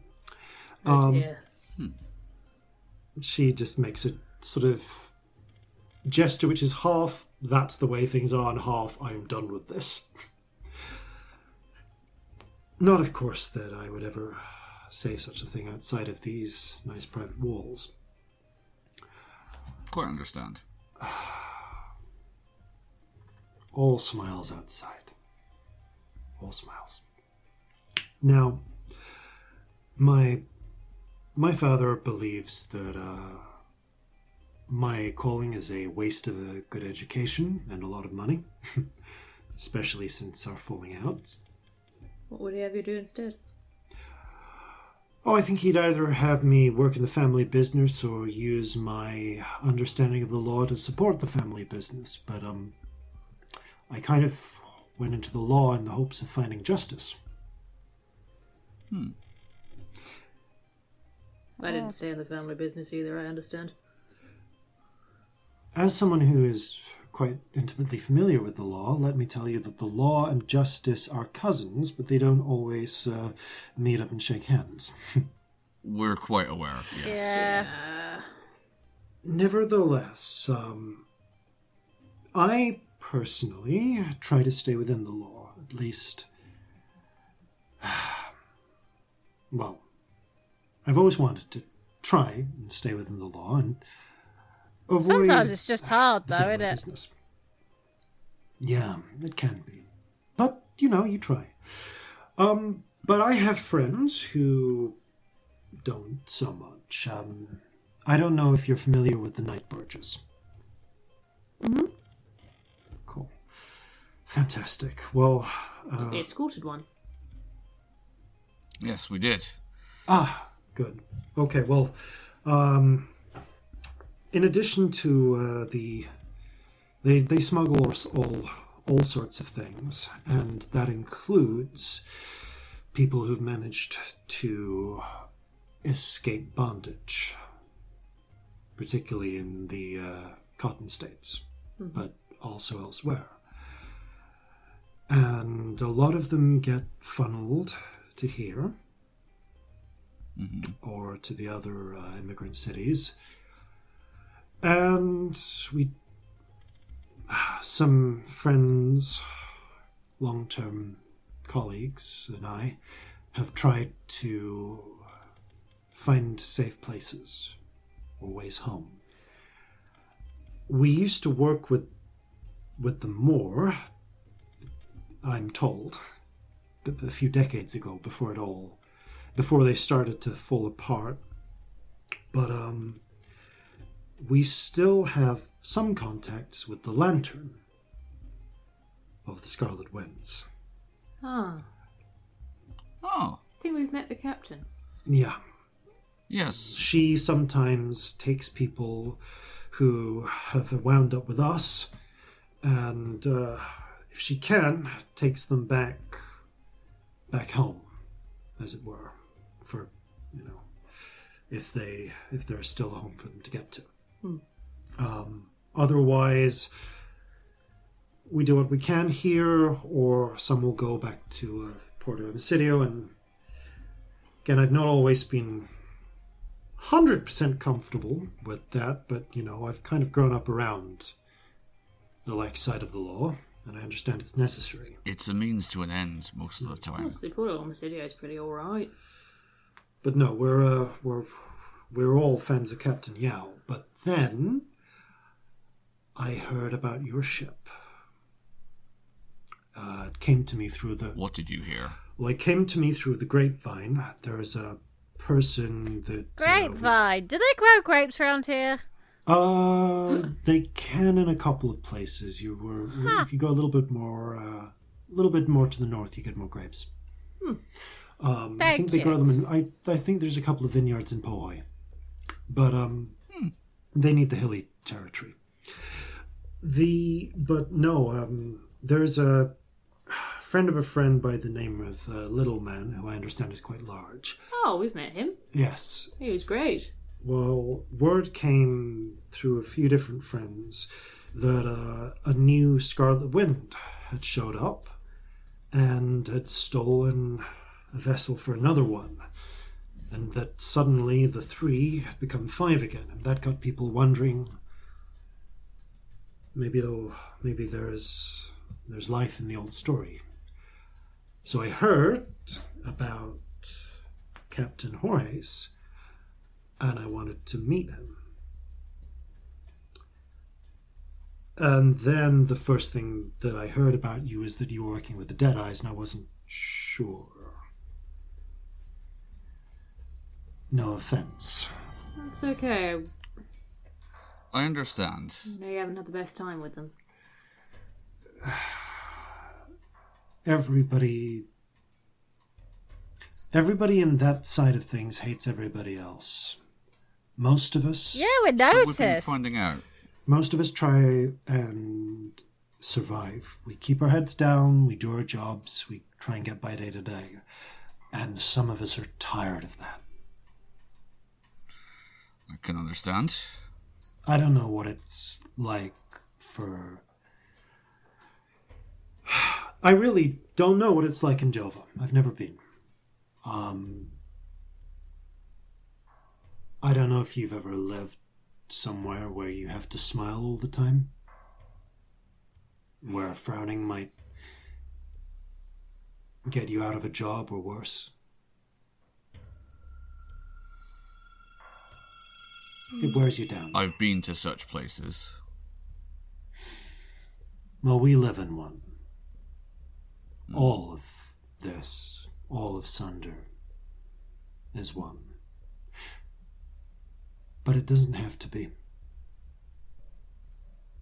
We didn't make it like this. The Achin, they didn't have it like this. This was all built here, like the buildings.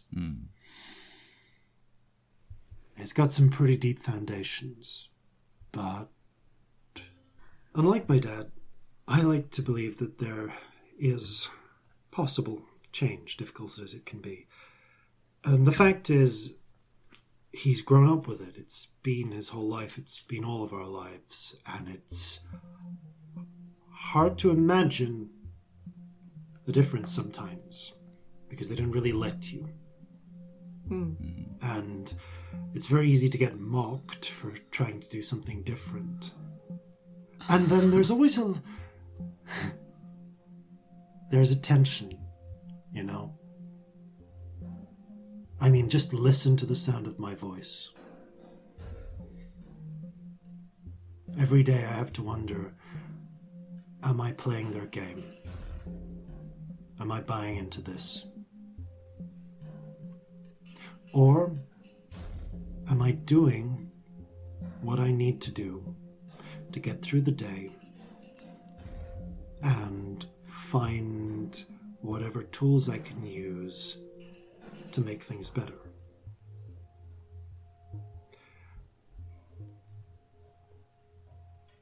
And honestly, I don't know. Maybe you've been through similar things, maybe you haven't. But I'm not here to... I don't really want to...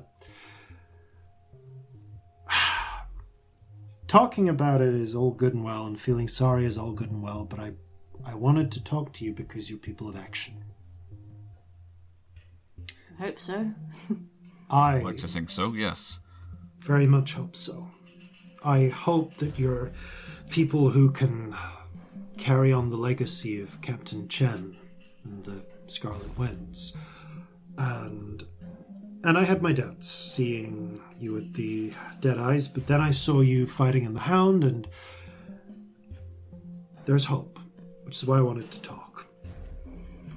I know that you need people to fight. You need people on the front lines. And Yeah. my dad has made his offer. Decent offer, honestly. It's not too bad. Kind of, it reinforces his self-appointed position as being in charge of this all. But the thing is, there's plenty of us who don't want to cross over the line, who just want to live an honest life as honest citizens. And it can be very hard to do so. And many of us want to fight. But we need to see some things that... we need something concrete to help us get out of that particular tunnel And I have a plan. Okay, what's your plan? I would like Go some on. help. So, I heard about your efforts to convince the council to formally abolish slavery here in the colony of Newmark, and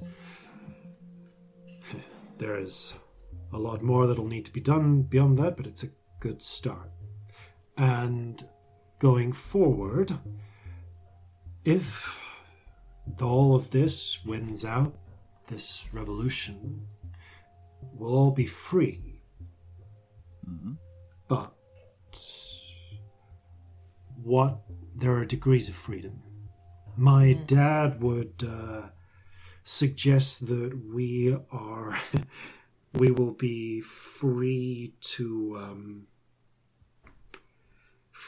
slave away in the factories, free to take a fraction of the wage of a human, or an orc, or a halfling, free to be spit on.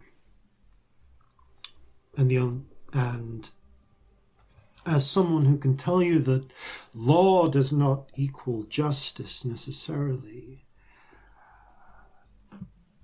laws are a tool. Mm-hmm. And as I'm sure you know, any tool can be put to good use or ill depending on the hand that wields it. You're pirates. Yeah, we can't really get preachy about laws.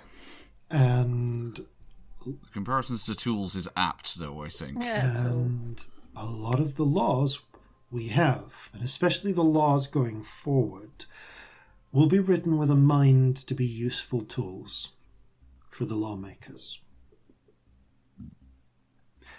There has not, to my knowledge, been a goblin lawyer in these colonies of Sunder to date, let alone a goblin lawmaker. I'm planning to be the first. Good luck. I can't rely on luck. Which is why I have an offer to make for you. Okay, what can we give you that isn't luck? I know a lot of the same... The fact is, my father's offer of troops, the core of those are going to come... A small core of those will be the 30 cutthroats. There's actually closer to 60 of them. There's a lot of people waiting to fill the slots. But then there'll be a few hundred members of the community who he believes he can rally up to fight. I can rally those same people and a few people who are similarly aligned. We can get you numbers. We won't quite have as many battle-experienced people as my father will. But People can be trained. But here and now... For in 2 days they can't. Not in 2 days, but they can be equipped. They can be armed. Many of us, especially if you can supply weapons, we can all wield a musket or a rifle, I think I've been hearing. So that at least is something. And the difference is we won't be fighting for the 30 cutthroats or for my father. We'll be fighting for our city. But it needs to be our city. So this is where the two parts of my offer come in. The first part is the easier part, ironically, although I'm sure it'll sound more painful. I need money. Mm-hmm. I have a fraction of a paralegal salary. And I cannot go to my dad for funds for this for what I have in mind. I understand. Now, 1,000 of that will go to paying the people that I'm asking to volunteer, which is about the same amount that would go if my dad was doing this. I hope you realize. And 2,000... He sees it as a business opportunity. He does. And 2,000 will be my campaign fund. It will pay for printing of leaflets. It will pay for protection for people canvassing for me. It will pay for protection for me that is not dependent on my dad or any other criminal element of the city. The bloodbath of the last few days is triggering a complete re-election of the city. This is my chance. This is my chance to be elected. To have, don't get me wrong, probably not going to be the governor, but there are 7 council seats. We've never had a goblin councillor. I could be the first. I will be the first. But I need money, and I need it to be a free and fair election. So, one of the obstacles to that is having money. I can't be reliant on my dad for money, and I can't rely on the powerful families that prop up the other candidates. The other obstacle is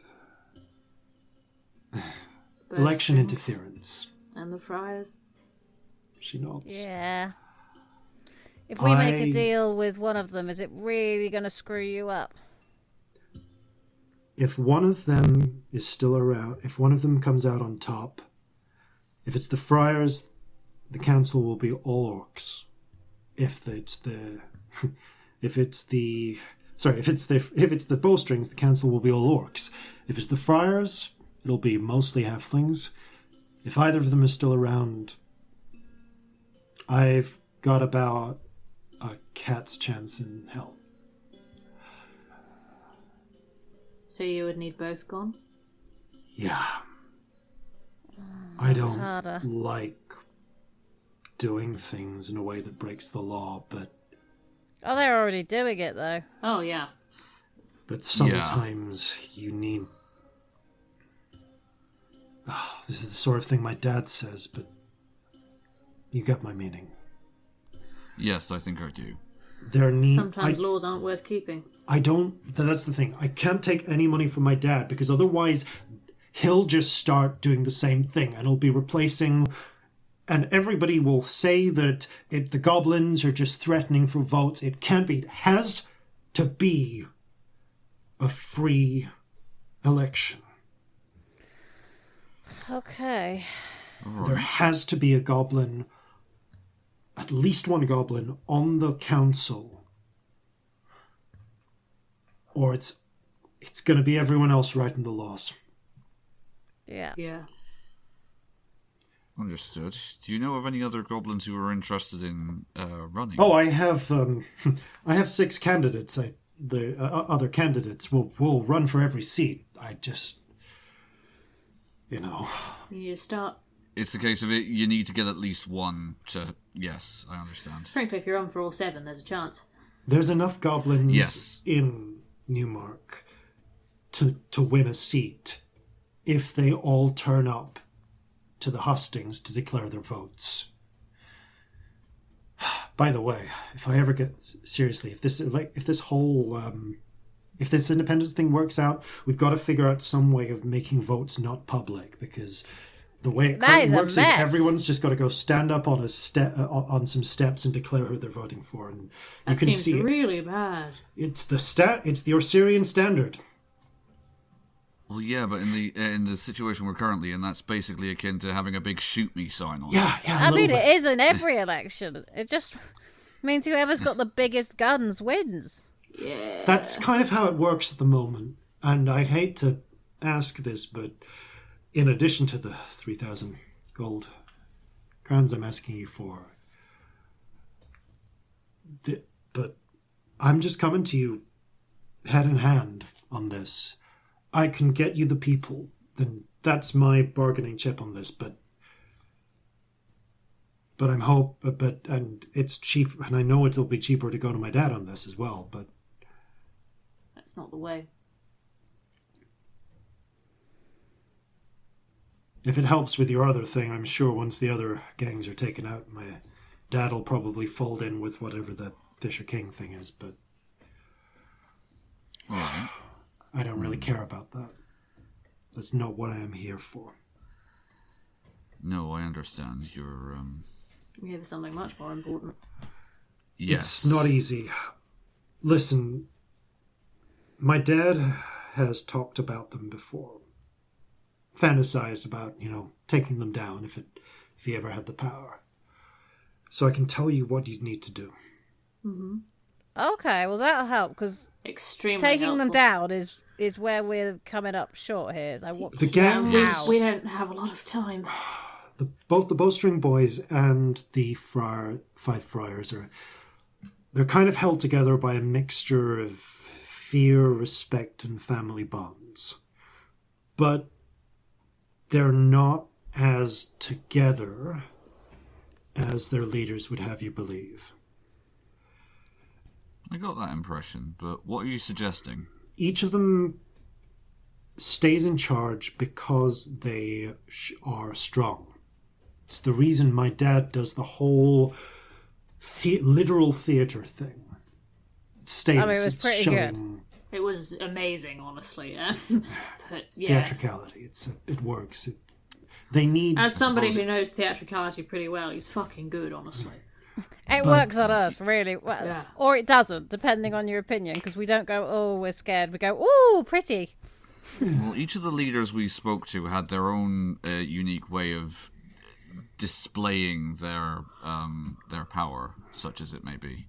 Well, So how do we take them down? What would you suggest? honestly, I'd love for them to all be sentenced properly and then hang, but realistically, you're going to need to kill Jenks and Copper Kettle and each of their lieutenants.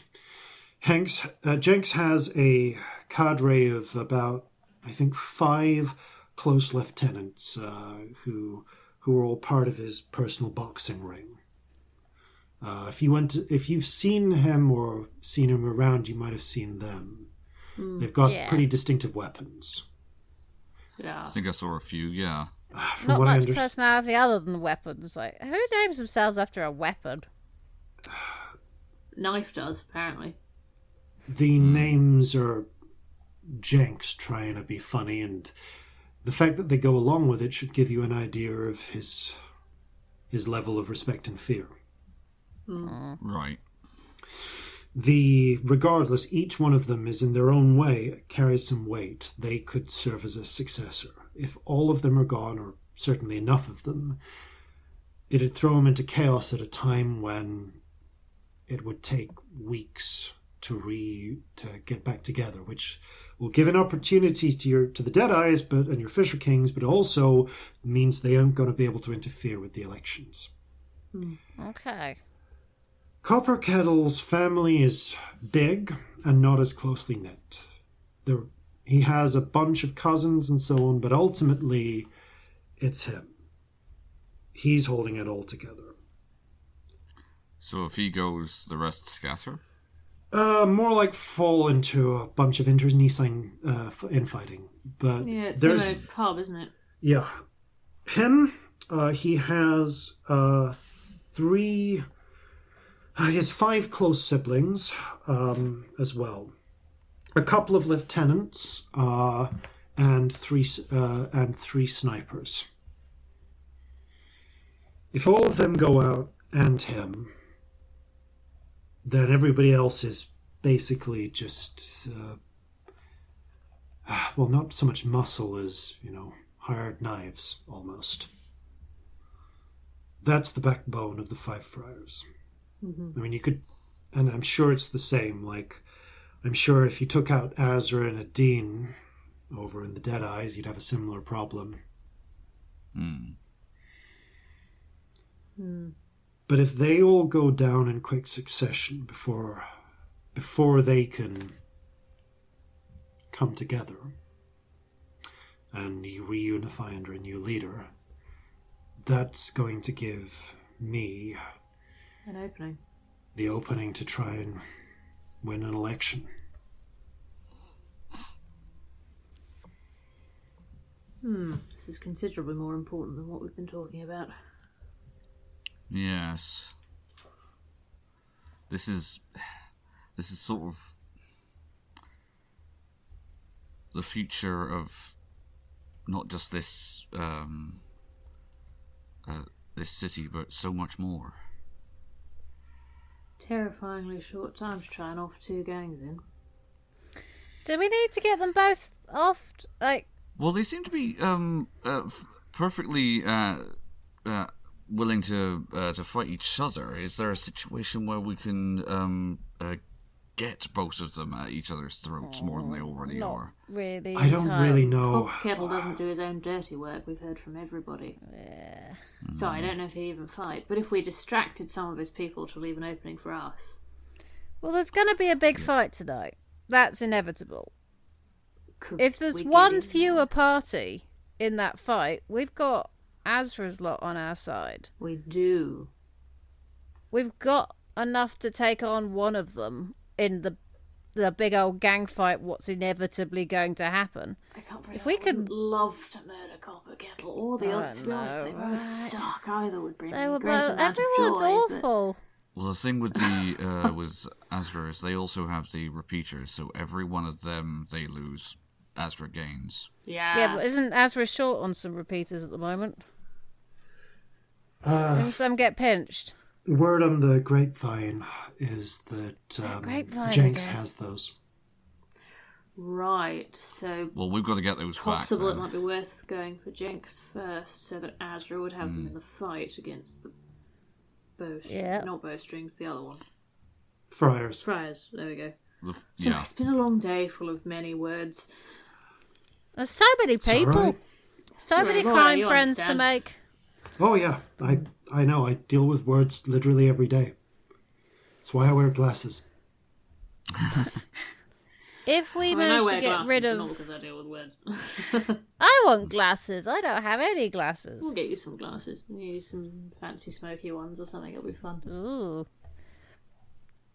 But if we manage to get rid of the leadership of one group before tonight, would any of the goblins be, like, either the gang or just individuals, be on our side in the fight tonight?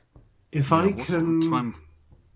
listen, if you can get me the money soon, I can start talking to people. I don't necessarily know that they'd be willing to launch themselves into a gang war, but they might be willing to defend things over with the Deadeyes, and that would give you an advantage if you could provoke one of them to come against you.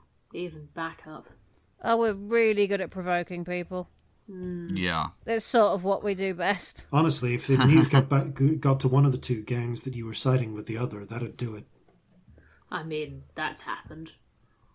I think. Sure, I mean, they both know that we talked to the other one. Have you Yep. made a firm commitment? No. No. Well, if, I mean, we want news to- of we that kinda- comes in, they'll probably try. My guess would be, I mean, I don't know, I'm not an expert in these things. My guess would be that they'll probably try and off Azra and Adine, and so that they can focus on the other one. But we want to kill one of them before then. Yeah, I think so. I agree with you. So if Also, if we do this, what sort of time scale do you have before the elections? Yes, actually, that's really important to know. Well, emergency elections are being called, so there's going to be provided we survive the next week. There'll be a 2-week period in which to conduct campaigning, and then there'll be an election. Right. You have to understand, we're having to think about things in terms of stuff that needs to be done within the next 24 hours, stuff that needs to be done within the next 3 Oh days. no, absolutely. Stuff that needs to be done Listen, within if the you next can week. give me, if you can get me the 1,000 gold, I can get the people to you tonight. At least in a defensive capacity. They'll fight against the redcoats like en masse, actively for you. But you know, If you have a speech coming up at any point, like 10 minutes before, give me a shout. okay. I can give you a little. I do She's like very good. like a rainbow flash. I don't know how to explain because there aren't any words for it, but spirit magic makes people better at stuff. Like Grandmother Leon. Yeah. Yeah, it's weird and subtle and odd, but it seems to help people. Great. Especially charisma-wise. I'm probably going to go talk to people immediately after this, so when we leave, please. Yeah, of course. Remind me, I'll forget. I mean, I feel like... Correct me if I'm wrong, gang. Sorry, gang is the word of the day, apparently. Correct me if I'm wrong, gang, but this just feels so much more important than anything else we have been doing. I mean, it's pretty important that we don't lose this upcoming fight, but... Yes. Yeah, we do need to not lose sight of what we're fighting for, and this kind of feels like it might be what a lot of this fight is about. I mean, what is the fucking point of a revolution? Yeah. Well, you know? Look, change is the point of a revolution. Yes, and I would like to think that if we're, as and when we leave this place, we're leaving it better for us having been here. That'd be nice. But what's our next step? Like at the very least, I'll settle for not worse. I'd like to think that we're giving people a start, and then they can carry on and do. Don't get me wrong. Way more exciting things than we could have ever thought of. We have plans. I have a whole roadmap of if we can get started. I just need help starting. You need a little boost up the first step, and then that's it. Yeah. Right. Well, we can do that. Well, we can. Yes. Probably. I mean, it involves killing a gang. First, then? So, plan is kill a gang. Then tonight, other gang, which we haven't made a deal with, will go, oh no, this gang's been killed off, and they're still partnering with them, not offering us a deal. We're threatened, we better attack. Set a gang to kill a gang? Between the two... She thinks for a moment. Jenks doesn't show it. But from what I understand, he has the worst temper. Really? He's more likely to be provoked to... It's part of that whole orc culture machismo thing. You know, it's like going out and fighting your problems. He's more likely to come to you if he smells a rat. Copper Kettle is more likely to hunker down. Yeah, he's got his pub and he feels safe there. Yeah. Honestly, I did quite fancy burning the pub down even before this conversation. We've really got into a habit of burning things down. We need to maybe rethink this at some point, but right now it's a good instinct. I mean, apparently I can burn things down with more ease now. Look at my waistcoat. Ooh, it's a very nice lining. Thank you. No, very, very clever gnome. Terrifyingly good tailors. If ever you need a new snappy set of clothes, he's the person. I think my dad just commissioned something from a gnome. Oh. Probably the same one. He's really he's taking lots of commissions at the moment. You hear... something I realised I've forgotten. Right. There's a little knock at the door. Oh, they're just here to collect the plates. She gestures. I don't know if you've actually had any of the dim sum during the time. Yeah. Oh, I've definitely forgotten about it. Corzin have a halflings I'm not missing a meal. I mean, Corzin always has snacks grazing. Anyway in my head, so just like a little pocket full of nuts or whatever. You see. Well, I mean, what time of day is it? Are we on Tuesdays? You're approaching Tuesdays now at this point. Yeah. God, I forget how early it is. We started so early today, didn't we? Yeah.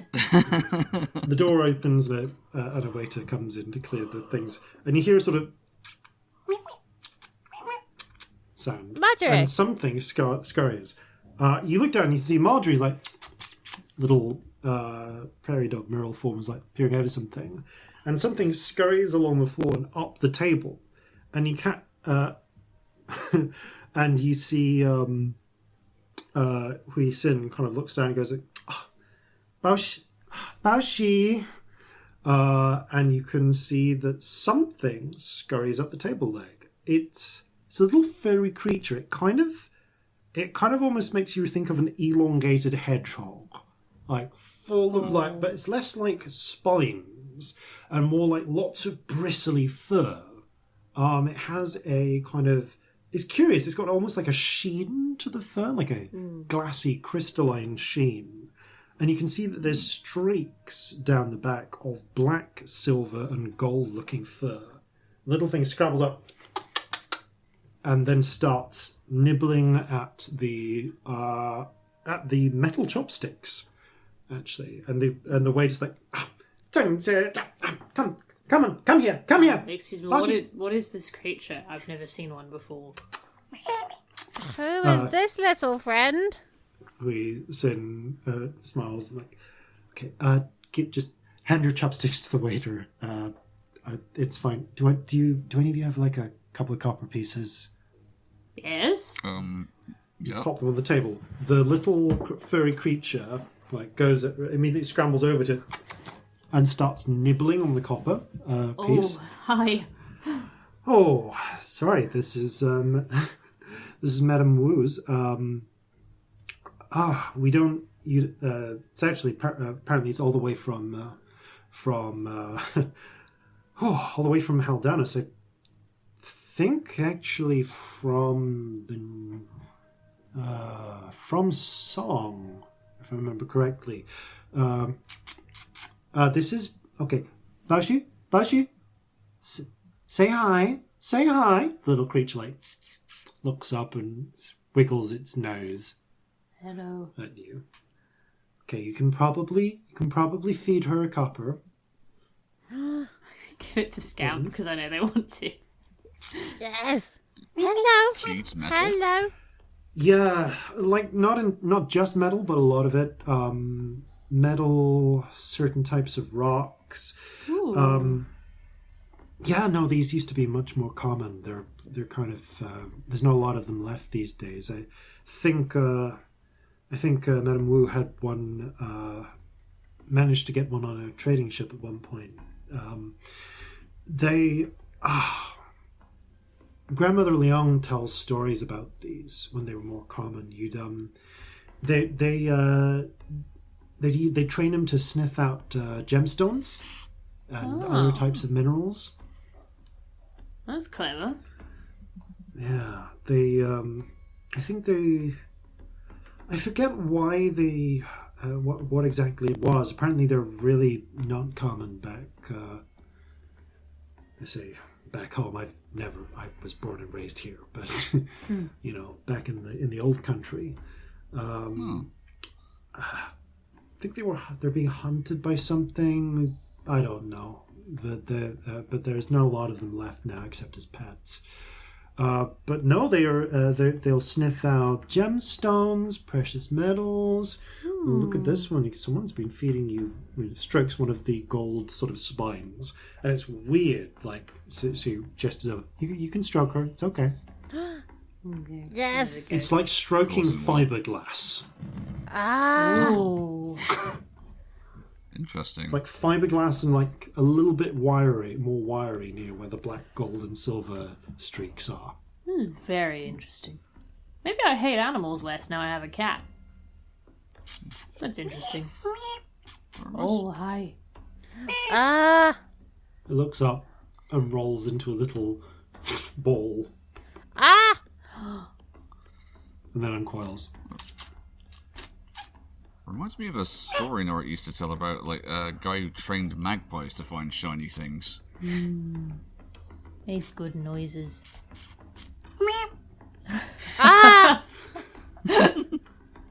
You see, it's actually done a decent job with what appears to be Jason make sounds for crystal. the rest of the podcast. It's interesting. They appear to be teeth. Like you can see little teeth, but they seem to almost be lined in glass or crystal, like a little crystalline casing around them. Little crystal teeth. But finishes gnawing through the copper petty, and then just licks out a tongue and swallows the rest of it, and then rolls off the table and scurries away. Now, is this little friend magical? I mean, presumably to some degree, but, like... Could I make a Marjorie, do you think? You want to take 10 minutes if it'll let you. This is Marjorie. Sometimes Marjorie is a bird. Meryl Marjorie looks up. Oh, I think I've heard about this. I mean, you're welcome to try and tempt it back. You might find yourself going through a few coins if you want to keep it in place and for... Spare some for 10 coppers, I minutes. think. Worth it. Yes. All right, get a few silver out. That should hopefully keep it busy. And They have a taste for other types of metal as well, and Corzin puts some shot on the table. it varies. Like, I mean, mind you, she was nibbling at the chopsticks. So you do see the Baoshi comes back. Hello. And Would you starts, like to see Marjorie? Licking at just like almost like a salt rock, licking at the lead shot. I'll put a couple of silver down as well. Over the course of 10 minutes of... actually, you know what? I need an animal handling check from someone to keep this... to try and keep this little... Who's doing creature it? You can have place. inspiration. I will attempt Yeah, it. I'm doing the magic. Okay. He said not to I'm say going to please. use the inspiration. It's D10, D10, right? Right. Oh, excellent. Then that is a 23. Okay. It takes a little bit of coaxing, and she tries to leave the circle a couple of times, but you manage to pull it back. Come on now. You do end up going through about 7 silver pieces. Worth it. Trying to keep her focused. But you manage to complete the ritual, and with a sort of light, you see a pattern imprint itself into the red and white rubber ball that you hold in place. Okay, you now have a Baoshi available as a Marjorie form.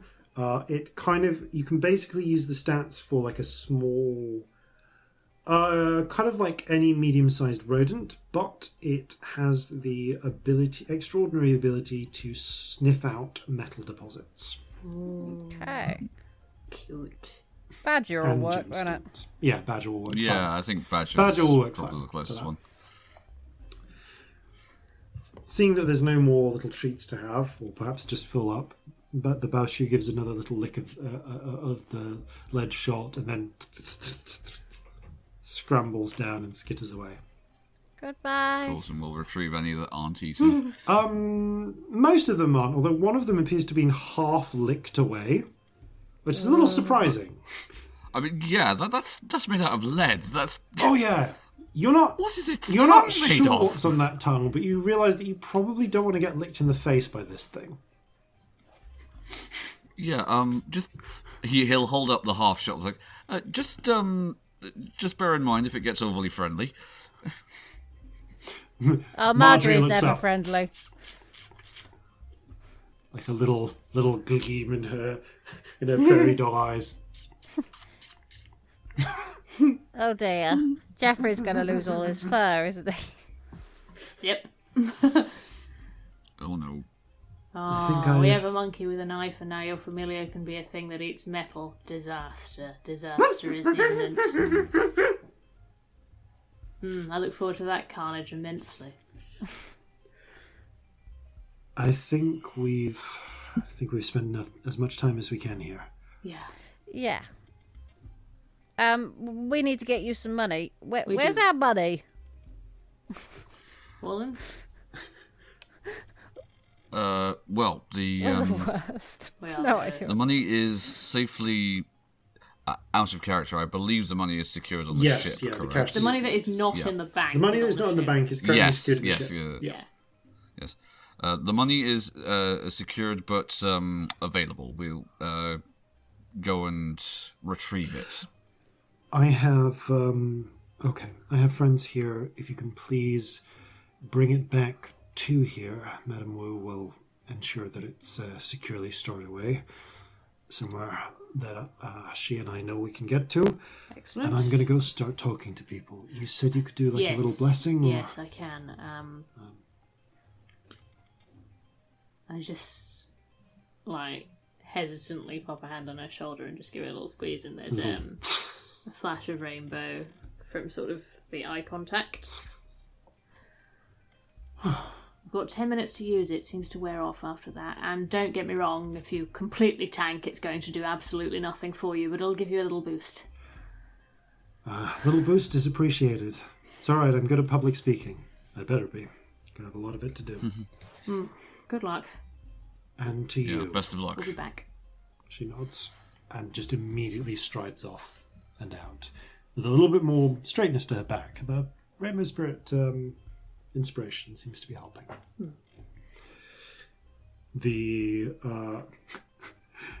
A small doggy bag is prepared for any leftover dim sum that Celestia didn't eat, because you paid for it. So yeah, you got a little bag you can take with you. Celestia's the sort that forgets about food under pressure. Yeah. Not that I'm being autobiographical or anything. But, yeah, I'm sure she's the same type as I am.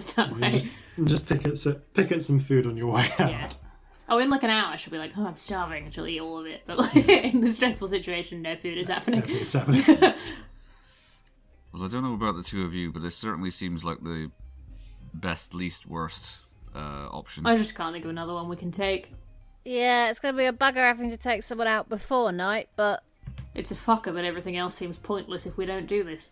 Yeah, it really does, doesn't it? Also, more importantly, this does in fact seem doable. It does. It's hard, but doable. Right, let's go and get the money. Okay. You head back to the ship, acquire 1,000... are you getting the full 3,000 at once, or just 1,000 to start with? I think let's just get the 3,000. Yep. Yeah, let's go for it. Okay, you decant 3,000 gold pieces. In case this all goes tits up. Yep. So if there's a TPK, us trying to take out the gang. Then at least she's going to have a campaign That's the fund. thing, if we die in the battle for Newmark, then she still gets to do the thing. Yep. Plus the fact also it shows that we're serious. Oh yeah. You take them back. Alright, so I'll reduce that to 1,000 now. Mm-hmm. Indeed, you take them back, and Madame Wu, who appears to be, is actually, is one of the, you realise isn't the manager. The manager is the woman you've met before, and the goblin woman in the green tea plant and crane on black dress. That'd be Wu Shu. You see Madame Wu appears to be the accountant, a kind of stern-looking bugbear, kind of probably the sternest and most severe-looking bugbear you've ever seen, like a straight black dress with thin spectacles around the back, who's flicking with an abacus and keeping keeping track of the accounts. And when you and you can see he's stroking with one hand, which is a solid, is a very sturdy glove, the bow shoe. Looks up when you arrive. He sent you. Yes. She taps the desk. Right, looks up at you once, continues counting, taps the desk. There, if you please. Uh-huh. She flips open the little box, presumably you brought it in, skims it with her eyes, takes one, bites, puts back in, closes, puts, and then lifts up the bar shoe and puts it on the wooden box. God! It kind of does like the dog tongue lol, but you can see the tongue is covered in whatever acidic spit this thing has to lick through lead. I love it, and I want one. I want to draw seven of them. This month's Patreon creature. Oh, thank you, patrons. Brilliant. I love it. And now I have a pet one. Well, I have a Yes. Marjorie one. I want to hug it. Marjorie even is no though it one's would be pet. spiky. Oh yeah, if it gets Also, threat you display. made Jason make the best sound, patron. So. Yes. Madam Wheel looks up. I will make sure this gets to where it needs to go. Thank you. Thank you. Nods and returns to Bugbear Accounting. Yes, may leave it to it. You make your way out, and at this point, where do you want to head next? What do you want to do next? Ugh. We need to kill some people in a pub. We do. I Yeah. have no idea how we go about doing that. Right. In which case, then, as you kind of step back out into the street and begin the consideration of how to plan your, at this point, assassination of Owen Coppercattle. Yeah. So happy we get to kill him. I'm so happy. I hate him so much. I wanted an in-character justification for killing this man so badly. And the fact that we get to kill both of them is delicious. I know it's a little early, but I think that is where we will pick up. Yeah, good Next stopping time. point. Let's do it. So thank you all very much for playing. Thank you all very much for listening, and farewell from all of us here at Flintlocks and Fireballs, fair seas, and natural 20s. These streets were laid by goblin hand, with cracked fingers at orc's command. They wrote the law to keep us down, and left us voiceless in our town. So gather your muskets, gather your spears, we'll plunder the shores of Calcinea. No kraken, storm or spell we fear, so come and sail with us, my dear.